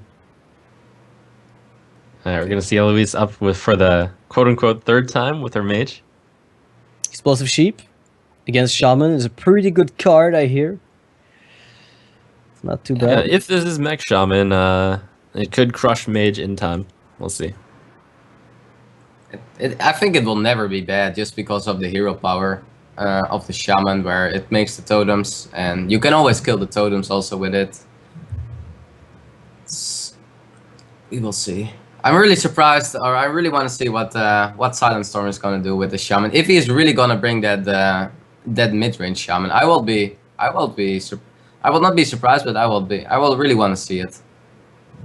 I mean, mid-range Shaman is kind of a dying breed nowadays in Hearthstone. It's one of those decks that just comes back in once in a while, piloted by great players, and then you think, wow, this is good, I can do this. Then you pick it up, and it doesn't seem to be nearly as consistent as they get it to work. So, but I see a lot of mechs in this deck, so I think this is just a mech Shaman. And it's pretty good also against Mage. If there is also a Ragnaros and maybe a Boom, and the Fel Reavers are sometimes hard to deal with. yeah. What were you going to say, Trump? I think Mech Shaman's a pretty good guess. Is what I said. No, I refuse. I don't think that Mech Warper is a giveaway. It's just a good 2-3 for 2, man. Don't overread into this. All right, well, Cogmaster. Well, that's a good start for the Mech Shaman. 2 bad cards, but 2 really good cards. I can fix anything. And a reasonable start for the Freeze Mage as well, getting to start with the Scientist. It's always important to have that Mad Scientist. It's with the Loot Hoarder, maybe the only 2-drop. You can play the Doomsayer, but it feels a bit early already for a Doomsayer, and it's so important to have something early on the board instead of using your hero power. Yeah, it's well, that's a pretty sweet card, however. Like getting rid. Oh, this is a bit tricky though. Yeah, Silent Storm's actually got a pretty tricky turn. There's something like 4 possible plays here. Yeah, all of which don't feel like they're optimal. I mean, the obvious one is like Coin Power Maze, deal with it, but then you're giving them the secret.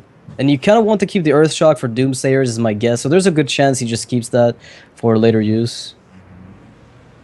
Yeah, it's pretty early already for an Earth Shock with this board presence. I think Doomsayer is going to be a bigger issue.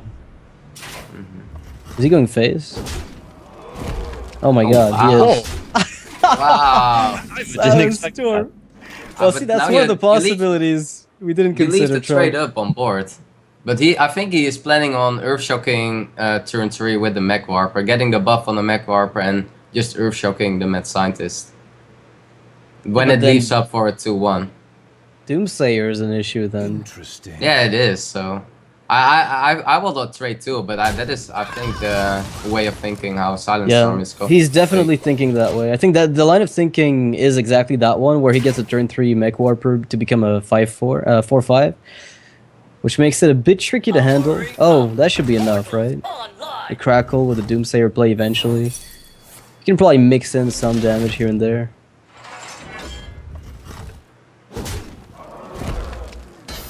Yeah, what an aggressive line. Very aggressive, but if it pays off, I guess you almost always win. Yeah, but it feels a bit early because there are not many minions in the hand to play it that aggressively. Yeah. The top deck Luis, Fireball is getting very thrown happy out. with that. Yeah, always show the top deck one. Yeah.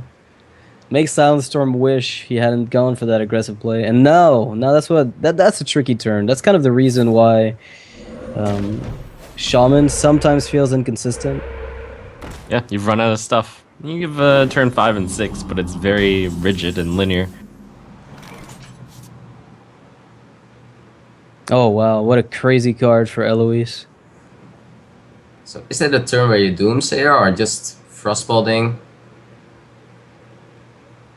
That'd be interesting. You Doomsay because you could say Doomsay because you want to deny their 5-drop. Fel Reaver is played in every one of them, and Yeah. possibly something else. You know I that like it, yeah. you know that Silent Storm had a weak turn 4 because he played Totem and Totem, so that makes his hand either Fel Reaver Fire Elemental type or just all spells. So makes the call to Doomsayer. That's a good call here. And it's even better to put the Doomsayer on here because you have the Emperor in hand to play your turn 6 Emperor to put Shaman even in a more defensive spot. You're going to get the initiative on turn 6 with one of the rare. This is one of the rare cases where the freeze mage can actually get ahead on board. So understandable. I think he was hesitating. You know, if it had been a spell damage totem, he would have gone for the Crackle with a 75% success rate. Oh wow. But yeah. There's the Emperor. what a tricky card to handle, a Soundstorm. Nothing he does here is going to really do what he wants. But it is a bit too early to leave it up. At 29 lives from the mage still, I think he just has to hope he's gonna crackle right here. Yeah, you totem up Annoyotron and Crackle, because that's the only play. If you start with Crackle, then you have to take that line of play. There's nothing else opened up. So Fire Elemental could be the alternative. Alright, a tough climb for Silent Storm ahead. We could actually see Silent Storm fatigue with this stuff against Freeze Mage, so that's going to be interesting. Especially with all the discounts from Emperor. Yeah, with all the cheap cards, I guess, there's a good chance that Sunstorm is going to get milled by playing the Fell Reaver. Perhaps. I really like the Telnos Frostbolt thing here, just because it trades so well. Yeah, I You agree with don't that. have to waste the Fireball, that's right. Well, Frostbolt might be better into Fell Reavers, but to just freeze them. And mill them more. You Yeah. buy time to just keep milling. You know what, that's good. And it's just like cheaper, maybe you can get better use of it. Yeah. Although at this point, they're kind of all the same cost. Almost. Well, Lava Burst is a pretty good answer here, right? I think at this point, the mage has so few cards and there's already 2 discounts. It's like, oh, whatever, just leave it up. I think I would have gone Annoyotron Fell Reaver there. But the value that Eloise got from the Emperor is not good on the cards. Like getting a Frostbolt and an Healbot cheaper, it's not what you were looking for. She really needs this card right now from the Telnos to start off. Well, I mean, you can still stall quite a bit. With Blizzard and Sheep, like, you don't have to Sheep here. It would almost be reckless, I think, to just Sheep these 2 minions. They do really nothing, so you have to wait a bit. You're just gonna ignore this board. I would like to see here the card draw from the Telnos first, and maybe you just put on the Healbot because it does half of the work what it normally does, and it contests the boards pretty well. It's a pretty sad hand with no card draw, no Acolytes or Arcane Intellects or Loot Hoarders again. And that is what the Sheep is probably a tech card from the Loot Hoarder, but in both ways the Loot Hoarder will do a lot of work too. Yeah, it's an That was- interesting game because the Mech Shaman is in a bad spot since the Freeze Mage has so much health, and the Freeze Mage is in a bad spot because the hand is really bad. So who's truly in a bad spot? Gonna depend a lot on upcoming draws. And I don't... Freeze Mage looking for any of her card draw, and Mech Shaman just gonna carry out the Fell Reaver plan. It's gonna be pretty YOLO with the double Fell Reavers. There's no way you can just not go YOLO with this hand. Yeah, there's a huge, like, reward potential behind that play, so... Arcane Intellect, pretty nice Yeah. pickup here. Yeah, that's going to be really solid. So, how often do you just Frostbolt the Fell Reaver instead of Blizzarding? Oh, Oh, this Lothar is gone. is pretty big. Well, you're still at 29 lives, so taking 1 time 8 damage is not that bad at all. So you can mill him even more. Yeah. I don't know how many cards there are left, but... And Eloise is drawing some pretty good 13 late game cards. cards. Yeah, definitely worth it to Frostbolt, since there are only 13 cards. You can get rid of the entire deck next turn.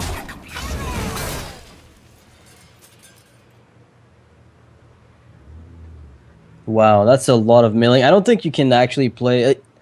If you play Fell Reaver, you're getting into the range where you get fatigued, like pretty much guaranteed next turn. Well, here's If the you thing. I don't think play you're it, how do you guaranteed- win? You're guaranteed to fatigue already, so might as well play the Fell Reaver anyways. Yeah, there's no way not to play it because otherwise your win condition is just gone. You have no way to really deal that damage and push through. But there's a Blizzard in Eloise's hand, so Soundstorm's gonna have a bit of a rough day. Yeah. Right, there is a world where Eloise doesn't manage to draw into something to follow up the Blizzard, and then Silent Storm will just attack 2 times. And that might work out. Yeah, this is the hand that Silent Storm has to do it with. Like, these Crackle and the Lava Burst. That's all he's gonna get, I guess. I think all the cards that are left now in the deck will be just gone. Drawing a Frostbolt, another freeze effect. Yeah, rest in peace, deck. There's no way Soundstorm is drawing a single Wow. blue. And they stack together, like if there are 2 Fel Reavers, it's just a discard of 6 cards. Yeah. I'm out of cards. Uh, I'm sorry, Thrall. At least he's not dying to fatigue, because the Fel Reaper will stop drawing from your deck as soon as it's empty. Initially, we thought, before testing it, that maybe it would just keep milling you through fatigue, but that's not the case. So, that's one upside, I guess.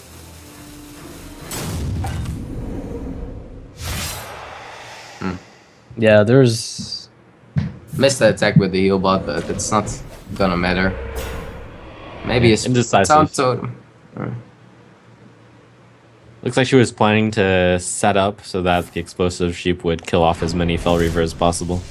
Yeah, that's what I think she was trying to I set think up. it's a bit too late to play for a control game now, but...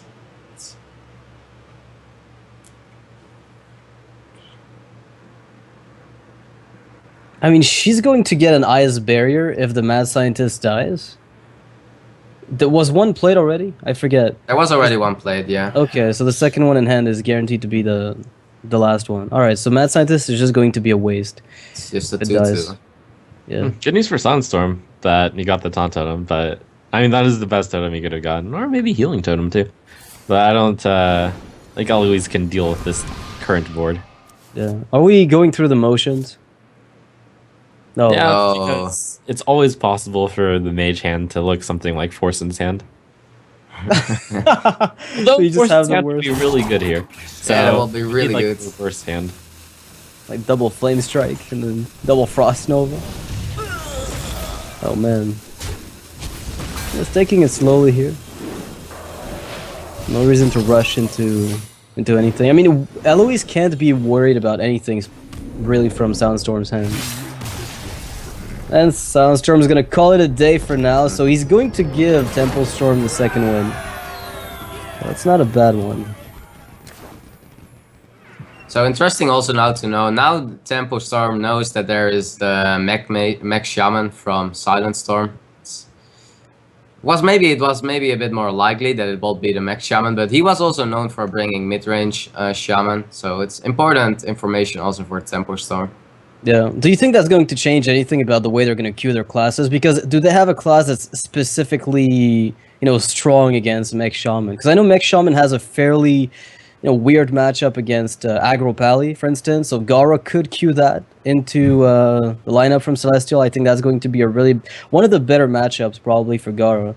If he's going to pick up something. It might also just really matter in the mulligan already. For like a rogue, you keep all the early removal you can get, and against a mid-range shaman, you might sometimes keep an Shredder or an Ezra Drake to get also some minions off, and now you might look just more for removal. Yeah. It's at this point where you actually regret bringing Face Paladin over mid-range Paladin, because I know Gar's played mid-range Paladin, and the mid-range Paladin is so much better against Zoo and against Mech Shaman than the Face one. It's possible that Paladin ends up being the Face Paladin ends up being the deck that sinks them, given that Celestial's remaining decks are Zoo and Mech Shaman. But I think Aggro Pally is pretty good against Mech Shaman, unless I'm mistaken, because they don't run the Lightning Storm. So I think it's probably one of the few matchups in which I'm happy to play Aggro Pally. By a smaller margin, I guess, than if I were running against a Warlock. So, I mean, I'm not sure. Zoo would be bad. Like, absolutely bad. Handlock would be okay. As Aggro Pally, I guess. No, Handlock is the dream. Yeah. So I think Gara might be able to pilot that Aggro Pally deck to victory against one of the two decks. But like, how does it do against Lock, for instance? You know, Dragon Warlock. I'm not sure. I think it will be really hard. There is a lot of heal in the deck. The deck is not like Handlock that you draw a lot. So I think it is. It is. I think it's the hardest matchup if you look at Warlock decks. Yeah. Okay. Face Paladin tends to be good against all types of Warlocks, though. Wait, did I say that right? Face Paladin Yeah. tends to be bad against all types of Warlocks. Wait, Alright. hold on. No, it's pretty, it's I good think- against Handlock. It's very. So I was it's both confused good by and the way that you bad. said that it was the best against that specific one. That specific one, yeah, okay. That makes sense. All right, so it's going to be the Warlock mirror match. All right, I'm loving those when I don't know what they bring, because basically it's all speculation. Like there's no way for us to really know what they brought specifically. And also for Eloise, because I think the first week or first 2 weeks, it was Handlock or Demon Lock, and now she was switching to Handlock, so she can bring everything. Well, it's looking like there's a Zoo deck with an It looks like Zoo, not even Zoo Demon at the Lock. bottom. Yeah. If there is a Direwolf Alpha and a Ooze, it looks really aggressive at least. Yeah, And the this Ooze is add up a nod to all of those strong decks with weapons right now. So Yeah, much that so is- that even Zoo's running weapon destruction. And I think this is Eloise's perspective. So it might be just on Zoo, Demon Zoo, Mirror.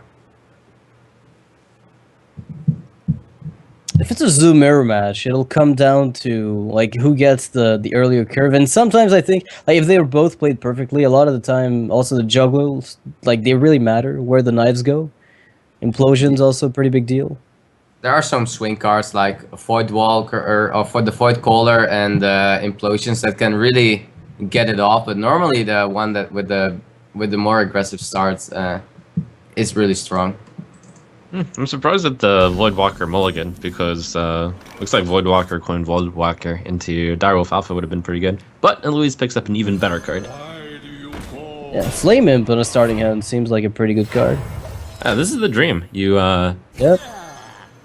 you not only start off against a Zoo who doesn't play anything on turn 1, but you also get the flexibility of the Flame Imp and of the Voidwalker. So you're Ooh, ready for but- anything. Like This a Flame is Imp was not pretty bad. bad here. Just only the Flame Imp, it will trade perfectly for a Frozen Eyes with the Abusive Surgeon on the egg. Oh, Oh That's wow. That's brutal. That is just brutal. Yeah, that's a big deal. It's gonna take everything for Frozen Ice to climb out of this situation already. Let's pray for the Hellfire Zoo variant. Well, it's not quite over yet. There's a chance that Frozen Ice can pick up. You know, as we said, a mid-game swing card like Implosion could do wonders. It's not this quite is over. this is the agony of Zoo versus Zoo when the opposing Zoo gets a really, really good start. Like, not only do you pass turn 1 and they play 2 turn 1 cards, but your turn 2 play got completely countered. Yeah, it's looking Yeah, now pretty you're- lopsided. Go ahead. and now you're just looking with, yeah, let's play the Void Walker, and the Flame Imp just trades way too perfectly into it. Yeah, one of those agonizing things like, I can't even play the Abusive Sergeant because there's a Voidwalker in the way, so I have to power overwhelming it. So, do you ever preemptively remove that egg and the Nerubian that comes from it? I think that's a good question. You can expect your opponent to have something because it was turn 2 egg, and I think an egg might have been kept. Hard to say really since the screen wasn't showing. But if the egg was kept and you paid attention to it, then you can expect your opponent to have something to have buffed the egg.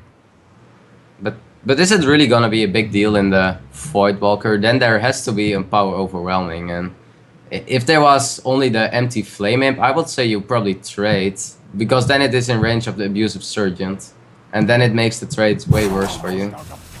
You're right in You're saying right. that it's a lot easier not to trade here because you have the Voidwalker, but if you didn't, then it would be a very strong consideration to like kill it with the Owl and then Direwolf Alpha with the Flame Imp.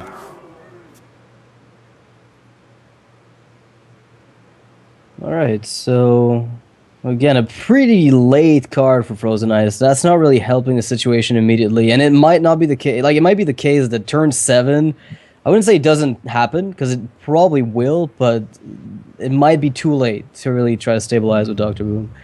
So we'll see what he ends up pulling off here. Really, nothing is good Yeah. here. It's a really weird Zero Mirror where the one is just way ahead of the other. You need a comeback card like Hellfire. Can you imagine the Hellfire Yeah, right now? that'd be crazy. It's one of Boom. those cards that used to see play in Zoo, right? Back in Nax Ramas. Like, some people rent it, but it hasn't seen play since. I think GVG, like post GVG and post BRM, the deck was refined to the point where Hellfire's just been cut out completely.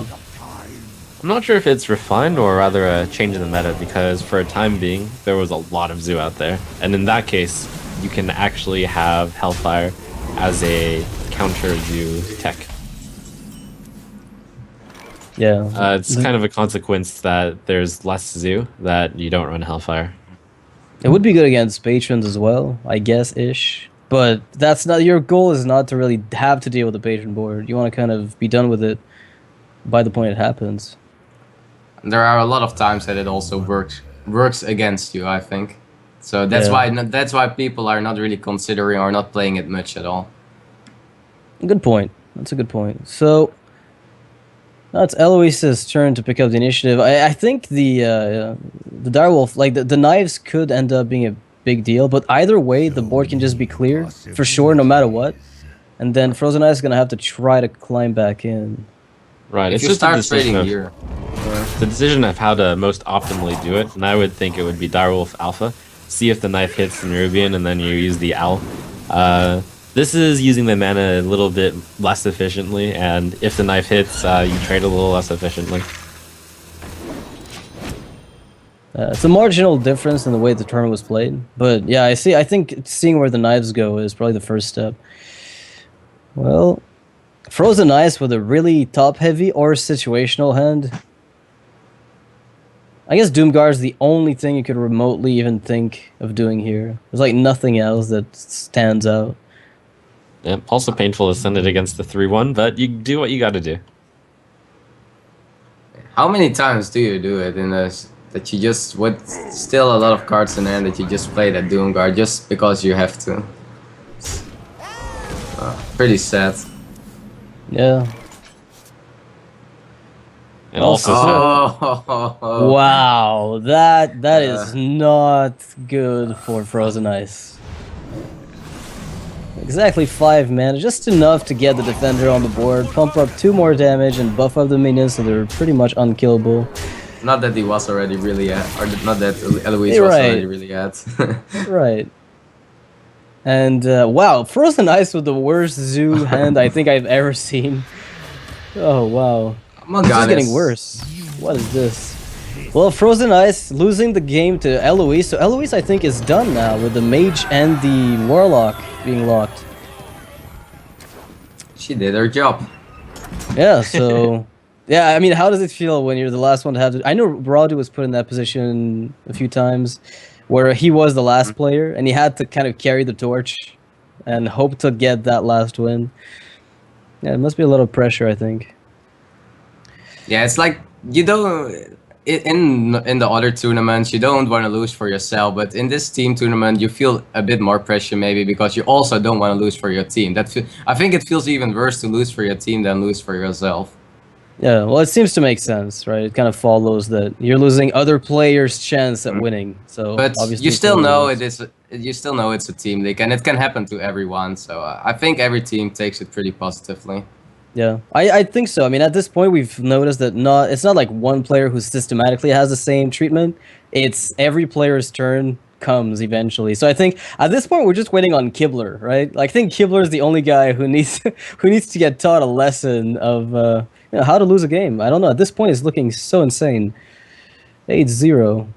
Yeah, it's possible that Kibler just figured it out, and we'll go, 14-0 on Kibler? Yeah, and then he'll win the $5,000, if I'm not mistaken, premium that goes to the player who performed the best in the entire league.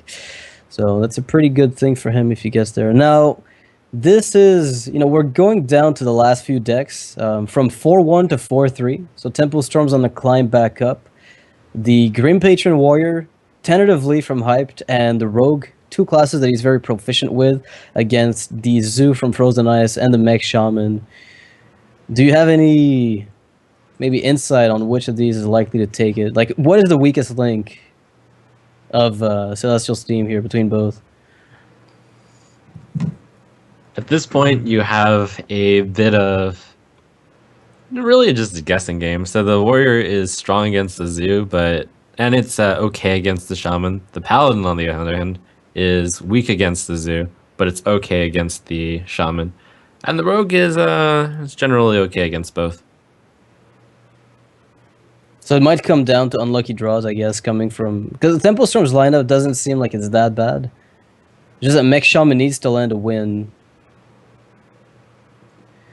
Oh. Yeah, and Zoo needs to get ahead. The game pattern is really good against the Zoo, but if the Zoo just sometimes snowballs, and you saw this a really aggressive Zoo with Direwolf and even an Ooze, so that might matter. Right, I think That's it's on all Eloise's about... side, though. That was Frozen Eloise's Ice side, okay. As the more traditional one. Yeah. Well, we're gonna see Hyped against Soundstorm playing Warrior versus Mech Shaman. So again, that's not one they wanted. yeah, definitely not. Mech Shaman has a pretty good matchup in this case. We'll see how things develop, though. I mean, sometimes you don't get a start. The Warrior has the Axe. He's got the Armor Smith. He's got everything. So It's a little surprising because sometimes you equate Mech Shaman to like almost Phase Hunter to some extent, but it just turns out that it plays out quite a lot differently, whereas Patron Warrior is really good against Phase Hunter. It's just not as good as in Mech Shaman because the numbers are different and the way that Shaman kills you is different. they can sometimes also get a war of attrition. They're always gonna have something on the board, and then that makes it so it's a little bit more awkward for you. Like going through Stoneclaw Totem as a Warrior player can be excruciating. And if they're curving behind a Noyotrons, again, that's another great card against Warrior. That having to handle very early in the game, it's a huge problem.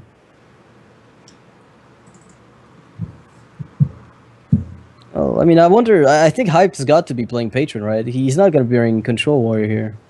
I think there was a week that he did it. 1 week or 2 weeks ago, I'm pretty sure he did. And he played a ridiculous game against Zalay, whereas Zalay played Patron Warrior, and Zalay missed like I think 3 damage, and that was at the end it costed Zalay the game against Hype's Control Warrior because he had like shield block into a brawler or something like that. I remember that. Actually, I remember that. I was casting that game. You're right. Hype did bring a Control Warrior once that I've seen, and Zalay didn't have enough time to get the extra 3 damage in. When you're up against a team known for their aggressive lineup, though, like Celestial, well, actually, that's even more of a reason to play Control Warrior too, I guess. But it is going to be Patron Warrior here. Well, yes, it is. That's a inner rage. And I mean, this is a good hand for Soundstorm. That's a great hand. Yeah, I don't even know where to start. This hand is so players, good. Yeah, both players have pretty decent hands. It's a bit that Hyped is missing a weapon. Yeah, Sunstorm is playing the Does He Have Fiery War Axe game, and Sunstorm's going to guess yes. And the guess is going to force him to play the Anoitron.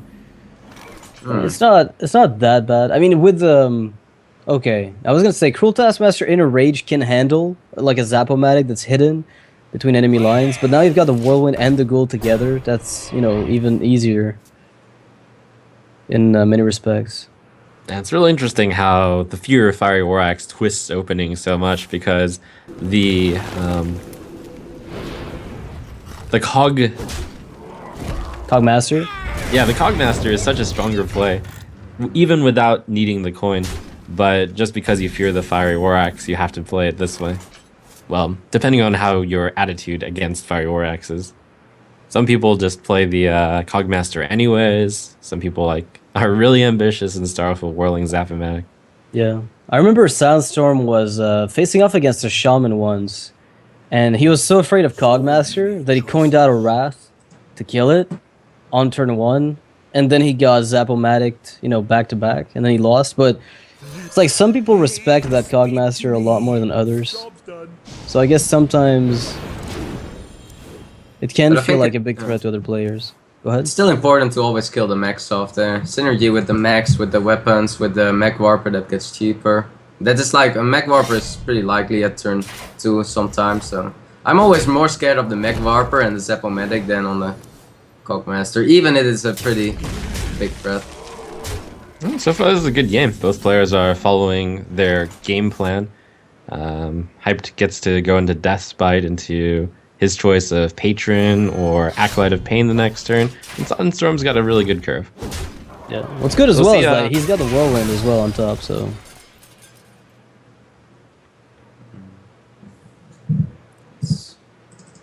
Yeti is not a bad pickup at all here. It's the only minion that survives the attack of the Despite here. Right. From the problem, max, though, please. is the execute would hurt so much if he Yeah, had it. that's true, that's true. Oh man. Well, this survives. Like if it gets hit, you're dealing 6 damage to the enemy's face. So I That's think true, you're but the still bad okay news with it. is- The bad news is you played into something the opponent already has an answer for. So Right. Well, you're getting the 2-drop at least in this specific case. I wonder how much this will end up being good or bad. I mean, if that 2-drops is Zap-O-Matic. Hyped might be thinking about doing Grim Patron. So set up a board where he might be able to get himself more armor off the Armor Smith. But he doesn't have the War Song Commander. Maybe. Those are good trading tools anyway. No. Yeah, a little too ambitious to do Grim Patron now. Probably Acolyte, Armor Smith. Looks like Or neither. He's thinking of slamming afterwards, maybe on the minion that pops out. Well, let's hope always for the him crew. that works out. keeps his options open. Turns out that this is really good for Whirlwind. Yeah, in fact, yeah, I don't see how it's gonna get any better. I wonder if what- better might have been to do Acolyte of... No, because he was thinking of Slam Whirlwind also. In case things went really wrong.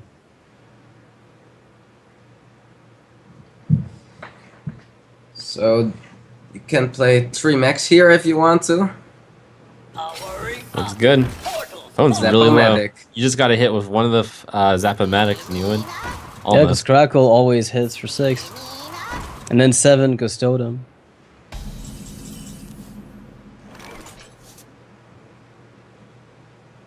So there double is the slam double could handle slam. it, right? Yeah, and the cruel task to kill Yeah. the mech warper. Okay, this is not nearly over. For Totally Hype. not. It's Absolutely you not. can start off with the Cruel Taskmaster to get 2 draws from the Acolyte. Choices. Yeah, it's arguable that this is actually in the Patron Warrior's favor.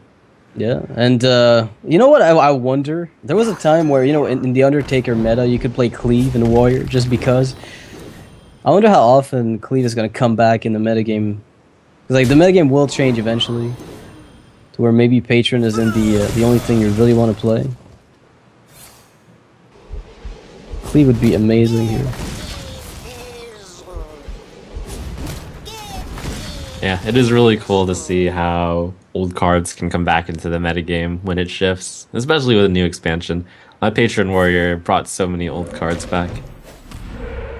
I was so surprised to see No Wish Inventor as an actual good card. Like, I kept trying to find a better card for that in Patron Warrior. I was like, what? 4 mana 2/4? Surely we Yeah. can find a better card than that. Nope, you can't. That's the fun part. Like, so many people argue day in, day out about how to structure the Patron Warrior best. And it seems like, at this point, it seems stable. But there's still some slots that people like to pick over others. It's like, it's down to each player's personal play style to make that deck work. So you're a bit scared of taking any more damage now, maybe? There's the Armor Smith.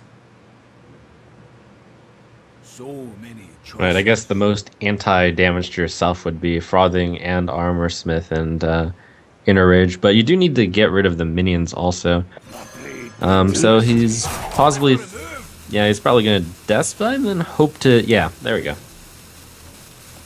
You can do the Inner Rage first, because you can always kill the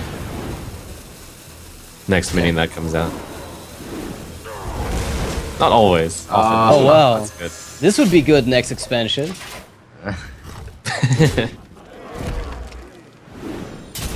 I don't think Silent Storm was really happy with seeing it already now. Well, I mean, he's got the spell damage, he's got the crackle. He really was looking for a lava burst or something along those lines. Couldn't pick it up, unfortunately.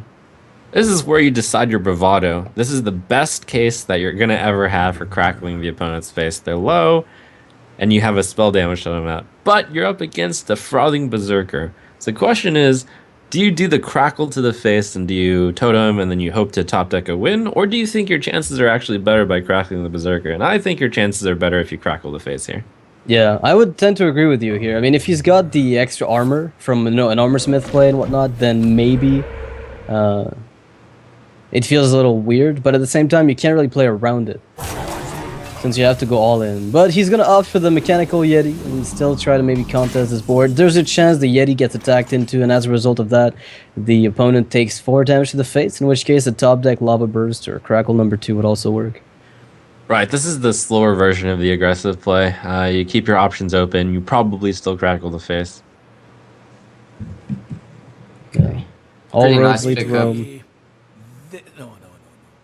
So you can either go with the Armor Smith, the Nomishem Fenter, and battle rates your armor up depending how scared you are. But I really think there will be an attack with the Despite here, and at least the Armor Smith coming out to either draw 3 cards or play a lot of armor. Well, with the Patrons, you can stack a lot of armor too now. I wonder if Hyped is scared enough to consider not attacking the Yeti with his weapon. Well, And not going to. looks like Okay. you're right. Makes a lot of sense. Yeah, you have to figure that the Shaman's remaining cards are usually burned. And that's a really patient play to just sacrifice the 12 damage frothing in order to avoid only 4 damage to yourself. Loud tap.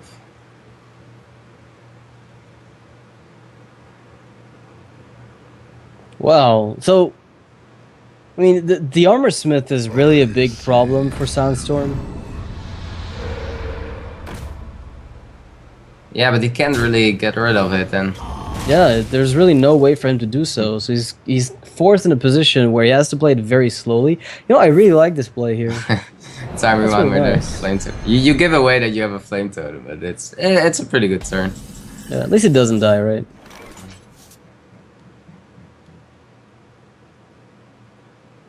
Wow, that Lothab can actually hit in for 7. Well, or we do the 6 mana freeze. You could freeze and just play the Warsong Commander. I mean, it's not like there's a Lightning Storm lurking. And then you might start threatening. Well, you could also armor up on the back of it. I just feel like you can play it now, and there's very unlikely going to be a drawback to it. It looks You like can the choice threaten is whirlwinds. between Commander Gnomish and then sending the 2/4 and the 3/3 in, or Commander freezing, Yeah. or even armor up freezing. That would be reasonable also. I gotta move. He's gonna go for the emergency coolant for 6 mana. You would think that wouldn't see play, but A bargain. oh wow, the lava burst would have been so nice. But if the spell damage totem comes out, oh my Oh, wait, goodness! that's- Wow, Is how that much is quote this? unquote lethal? No, it's not. No, it's not threatening. But the Lothab would have actually allowed him to get it with a high roll. Mm. So that emergency coolant was actually pretty clutch. Although I guess like the turn from hype would have looked very different. What with the sacrifice of the Gnomish or buff of the Whirling Blades.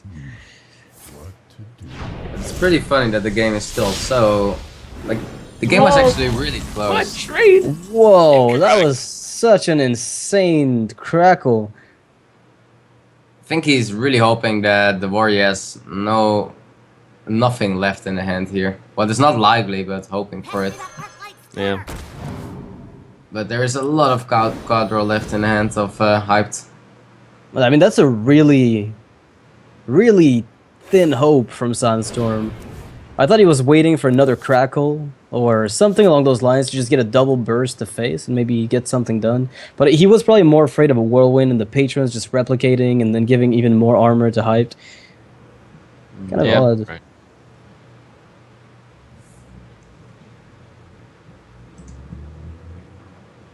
When you look at it, as some work aside, the problem with leaving that patron up isn't for the fact that like it'll do a lot of damage to you. It's because it'll gain more armor than you'll actually be able to crackle to the face.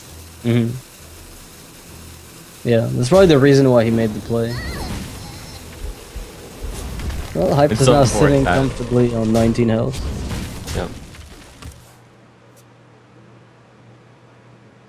Fel Reaver could work. Oh my goodness! I was gonna say Fel Reaver would be a pretty okay card here, wouldn't it? And then there you go.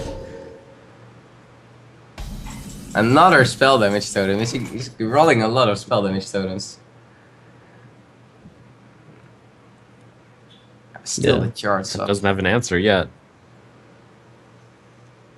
Just you watch that execute off the top. Just you watch.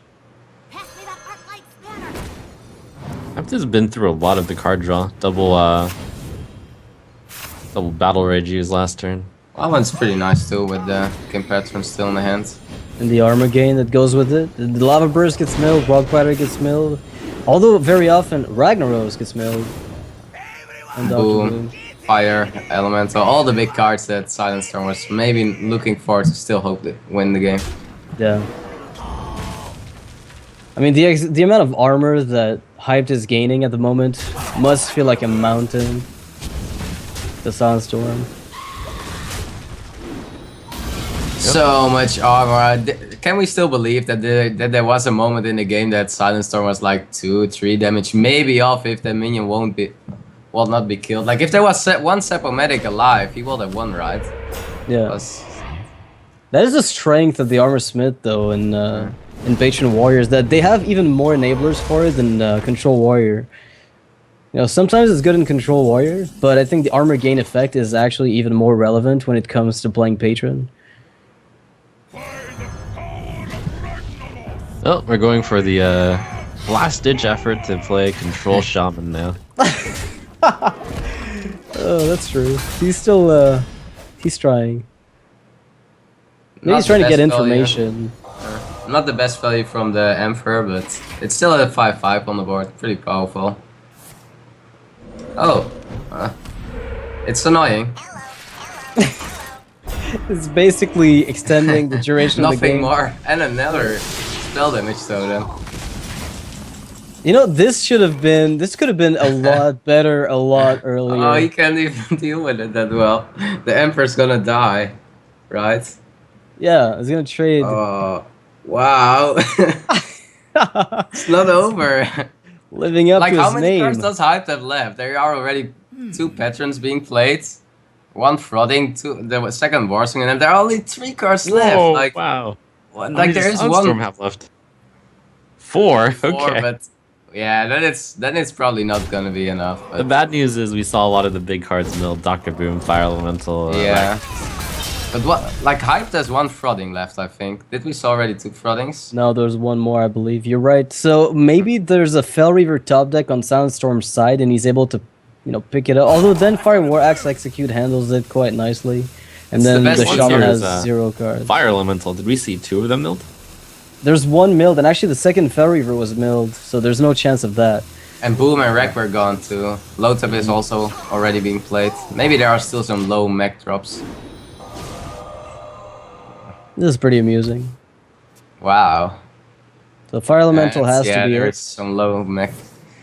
Well, it's still pretty okay on the board here. I mean, if Does that change anything? Not quite. no, but if there is not a Everything's minion still being drawn here, he can't even kill off the flame totem. Oh, there's the minion, and it is the Frothing. Blade be thirsty. And Silent Storm is handed, like, just sticking in there. Doing his best, but I think he knows how desperate this might have been from a long time ago. Yeah. He was playing out with a small glimmer of hope, and that looked like it might have worked for a tiny bit. Like, when you get into the late game, you usually have something like a very, very small percentage chance to win, but it's worth pursuing. Yeah, but playing the value game as a mech shaman against the veteran player is not something you really do a lot of times. It's fun to see. You can see Hyped is really thinking this through. There's sweat on his face. Very difficult decision. I gotta move. Is he thinking? Maybe he's thinking already to attack face with the flooding here. What could go wrong? surprises The me a Blue little Gill bit. Warrior. Yeah, maybe Hype also exactly knows what is left in the deck here. Oh, yeah, we see Silent Storm really had to mill cards like the Cogmaster and the Mech Warpers, and still having some Ragnaros or Dr. Boom left. Yeah. I think the players are just playing to get information about each other's deck at this point, just to get the entire list out of the way. I don't think so. I think Hyped is really struggling to win. Yeah, Trying really hard. every single turn is just a tiny bit too far away, but he finally gets it. And Temple Storm is equalizing with Team Celestial, so we're going to be going into the last 2 points for either team. Wow, that's an unexpected climb.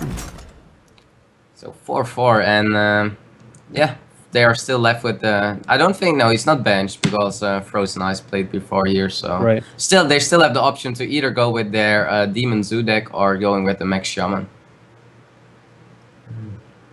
Yeah, and there's the Paladin still open on Temple Storm's side. Yeah, what the? God. The Rogue, it can't really get a bad matchup. There are two okay matchups. Zoo is probably a nice matchup, and the Mech Shaman is okay.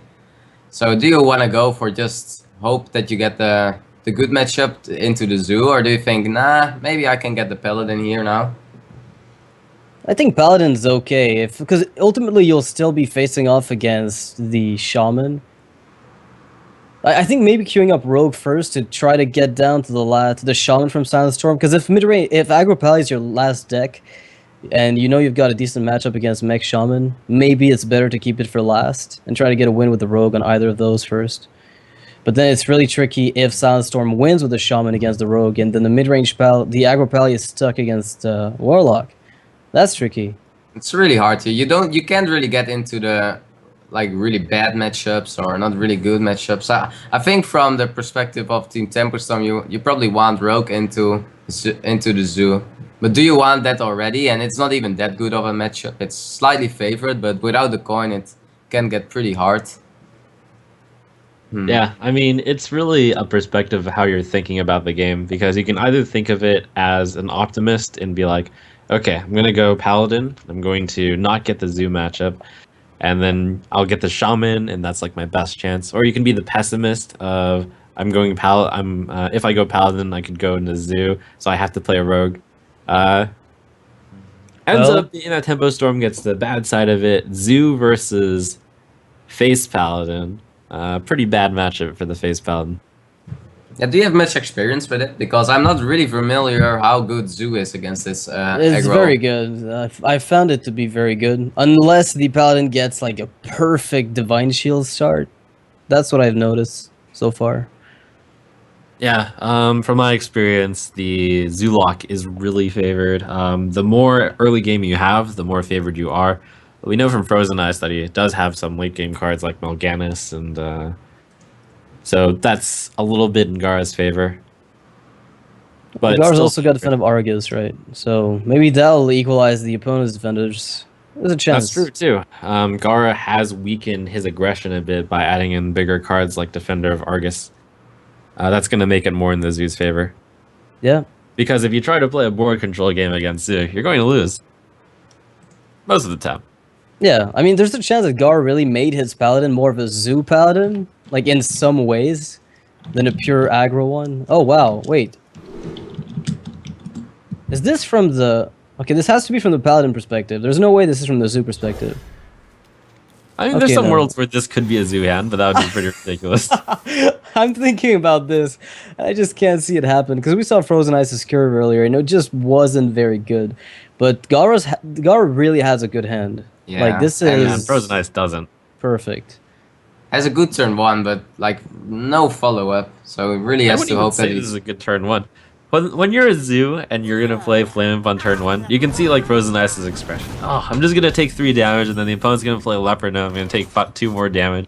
And it's like basically mini it's a bot. trade, and I lose 5 health.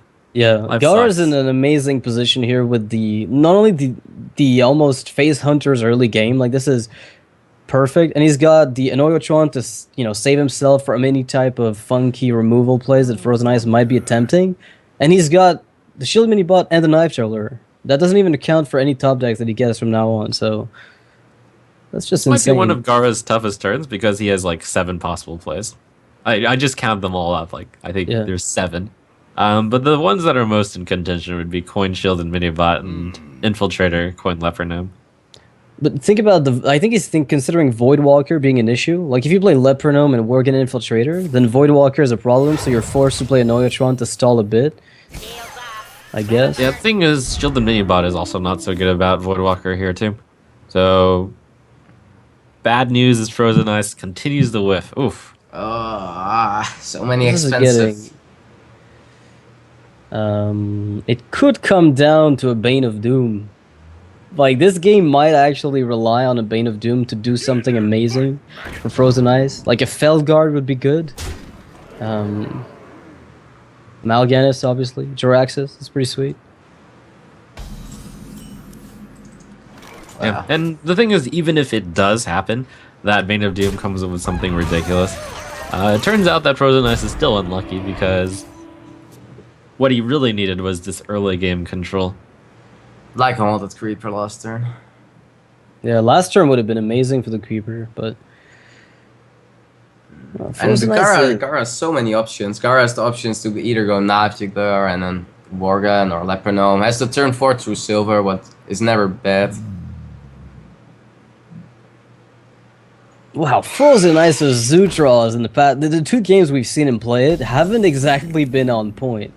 It's been just a disaster every time. And now the Blessing of Kings to rub salt in the wound. If things happen to survive, which they should. So, I guess Gara will go for the knife here. I don't see any reason to not go for it. So you Well, the kill thing the to think 2-1 about- with the Anoyotron, and then you pop the Spider and Juggler 1-drop. Right. Yeah, or just ignore the spider. Those are the 2 main plays. If you were to try to go for the juggle, you would do the Anoyotron last. Alright, so he can't possibly pop the Spider after this. There's no way.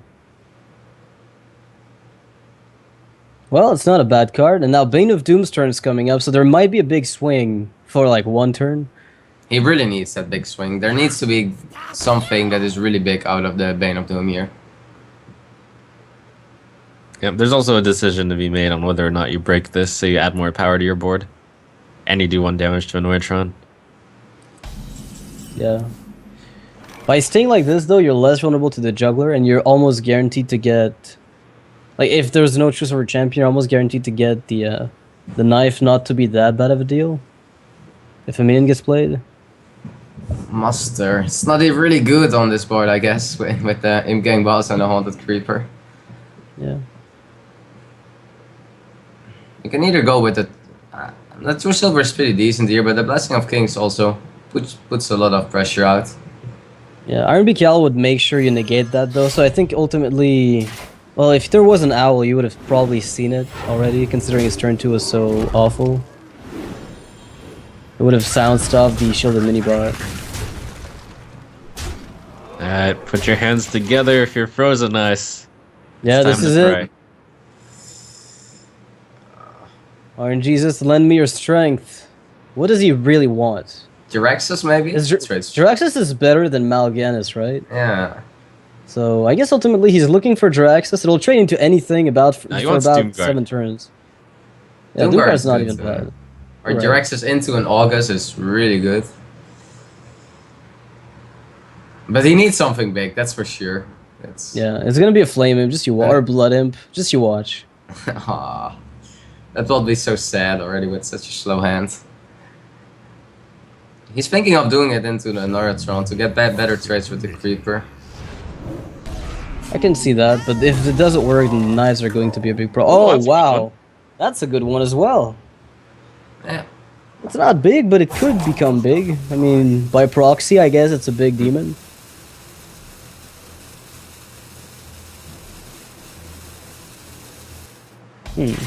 Alright. Not attacking. Well, Do you have to be very aggressive here if you're Gara, or can you afford to play it somewhat slow? Because I mean, trading is going to possibly like backfire, but then I think defensive that time Argus around would he make really wanted to break the spider, just because all of his minions have 1 health, so having 2 more spiders is a big deal.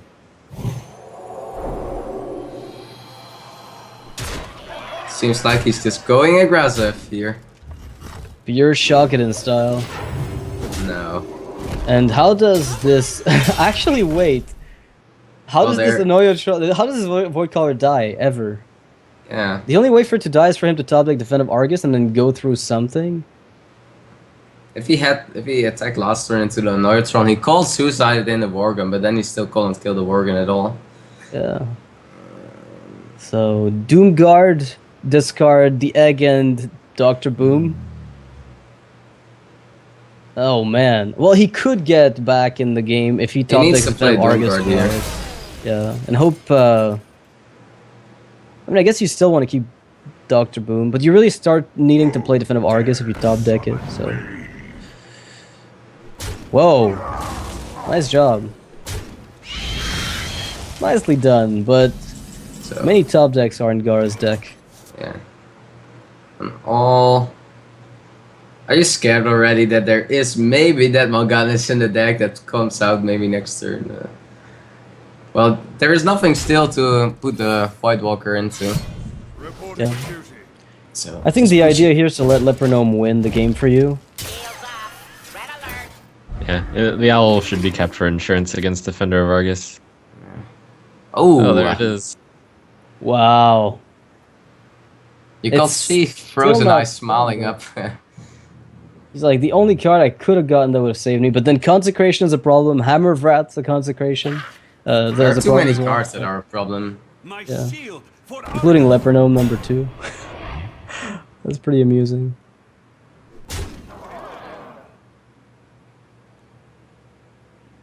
His board power is 8, 10, 14, 16. You can do 6 right now to put him at 16. 2, 4, 5, 6, 7, 8 power on board. Well, it will be lethal anyways. I think you silence the Imgang boss here. There is some 4 HP left. It depends what he's gonna do with this attack here, right? Yeah, if he goes face, I think he Yeah. loses. Then and he if loses. he trades, yeah, he's dead. Okay. Well, that was a pretty close thing, and he did pick up the second Lepronome, so he might have been able to win it either way. Yeah, and there was still the weapon, so it was 2 damage, so it didn't really matter what he will do with that attack. But Yeah. wow, and Temple Storm is just turning the table. I mean, I'm kind of surprised to see this, but 4-1 to 5-4 in the favor of Temple Storm. There's one deck left to go. Like, one deck. it's the rogue, right? From Yeah, Arch- it is. It is. And Against they're- the zoo. Against the zoo, against the shaman. I guess Silent Storm will go first with the shaman to get the better matchup. Well, zoo is not a bad matchup either. I can see them also pick zoo, but I expect here to go with the Silent Storm and going with the shaman. Yeah, I Which agree one of these do completely. you like Because more? the tiebreaker points do matter. You want to have as many wins as you can, so you get the best matchup going when it comes down Yeah. to this. What's the win rate of Mech Shaman against Rogue? Is it somewhere like 65% ish, or? I mean, they need to have the backstabs and the SIs very often, or a really sick Blade Flurry.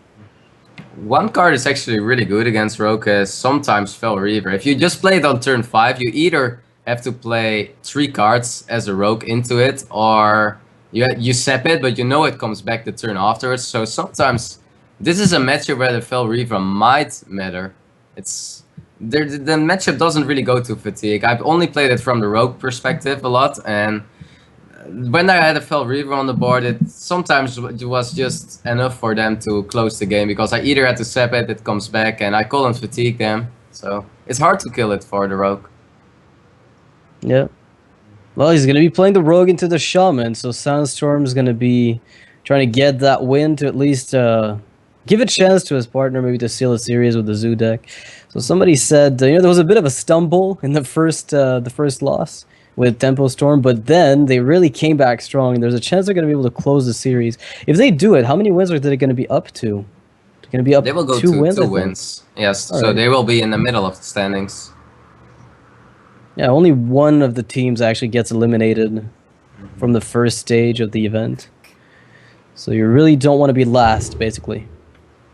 Yeah, this is actually a really important matchup for Celestial because it is their chance, continues to be their chance to knock another team down to like last place with them, and then climb up from there. If you lose this one, not only do you like worsen your record, but you lose out on the chance to drag one team down. That's a pretty good hand from Hype's side against the Mech Shaman. I mean, Zap-O-Matic's not going to be an issue. Fan of Knives with a Blood Mage later could be pretty solid. So we'll have to see what Sandstorm picked up for his starting hand, since he's first player and he doesn't get a 1-drop. Yeah, So not just a Hyped, good hand, but an insane hand. Oh, and Silent Storm has a really bad hand. Yeah, this is not at all what you want to be looking at.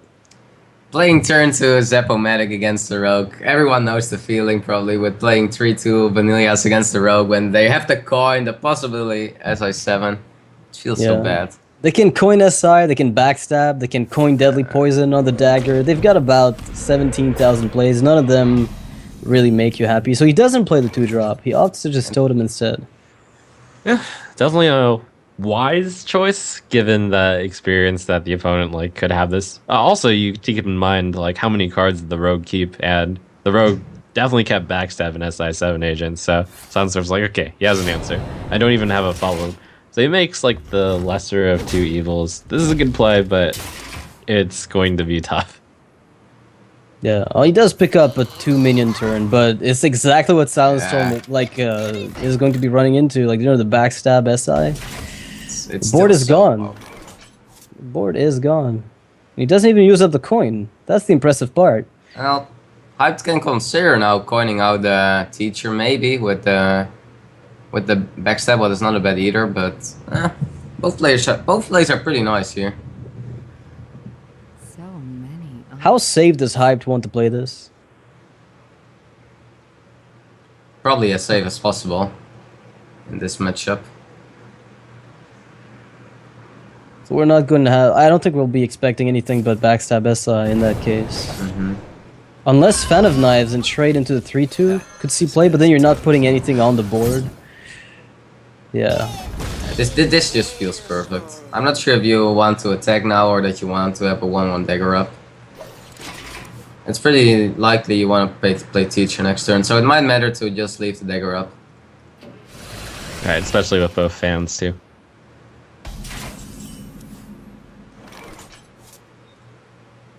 Leaving the dagger up is also good because you can do the teacher coin deadly poison. It's a bit sad maybe because you have only that 1 dagger, but it's still really good to also get the 2 1-1s against an aggressive deck like this Mech Shaman. Right, every 1-1 you have, the Mech Shaman can't remove it, it doesn't run Lightning Storm, and they're just going to be on the board to pretty much guaranteed do 1 damage to whatever you want without taking face damage. So that's a big deal. Pay attention, class. Reparation would be a big deal here if you're in the rogue position. You can actually get a little bit more flexibility. I am ready to learn. What would be a disaster? Choose soon. He doesn't want to attack it and get Doomsayer. Yeah, like, I mean, that's what I'm thinking is what would the disaster just... Oh man. Alright. Right. That's Breathes still a sigh of bearable. relief. I get scared every time. Like, people say that card is controlled RNG. I'm telling you, man, it's not. I'm getting laughed at by all the shredders in this world. Soon you're going to be able to get Totem Golem with it. No, man, that's a good crackle. So 50% chance to kill it outright, and then Earthshock the 3-1. That's potentially putting Soundstorm back in control of the game next turn if Hype doesn't pick up something for the board. And he doesn't really yet.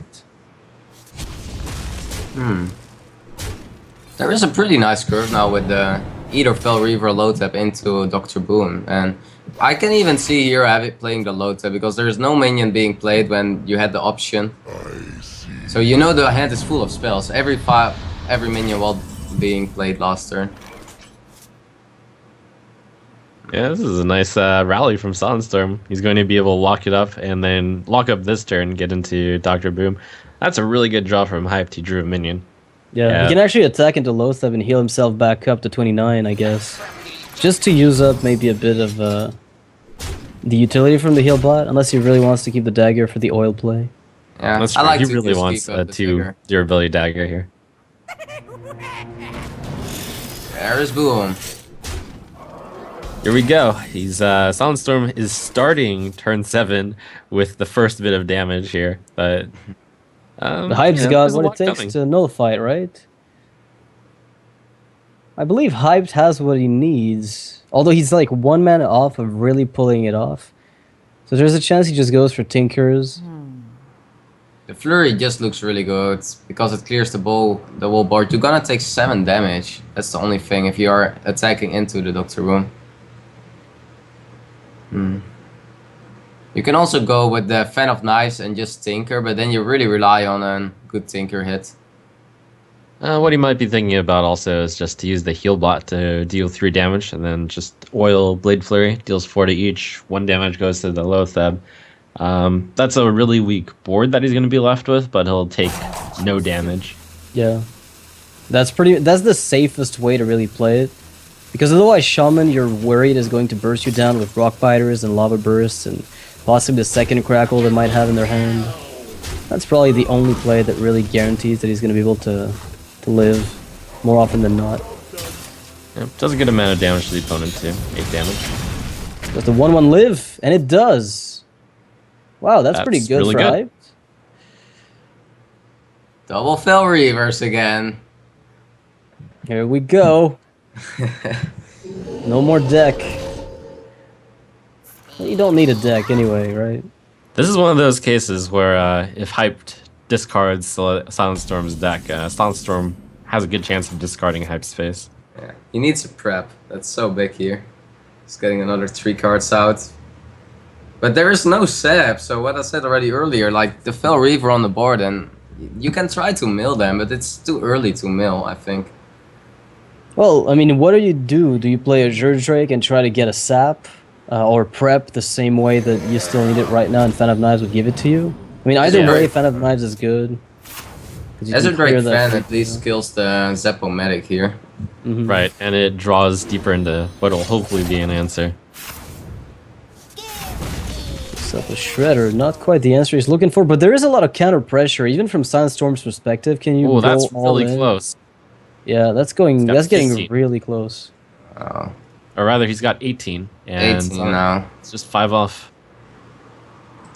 Checks the decks real fast. Sunstorm has 11 cards left. Against a rogue deck with 9 mana, you might expect to lose the remaining part of your deck anyway, so sure, play the Fel Reaver. Fel Reaver, Flame Tongue, and then Rock Bite Face with everything you've got, and then hope Lava Burst carries you. You I can think it's also, Fel Reaver, Flame Tongue, and then normal Totem. yeah, you can always use the Rock Biter.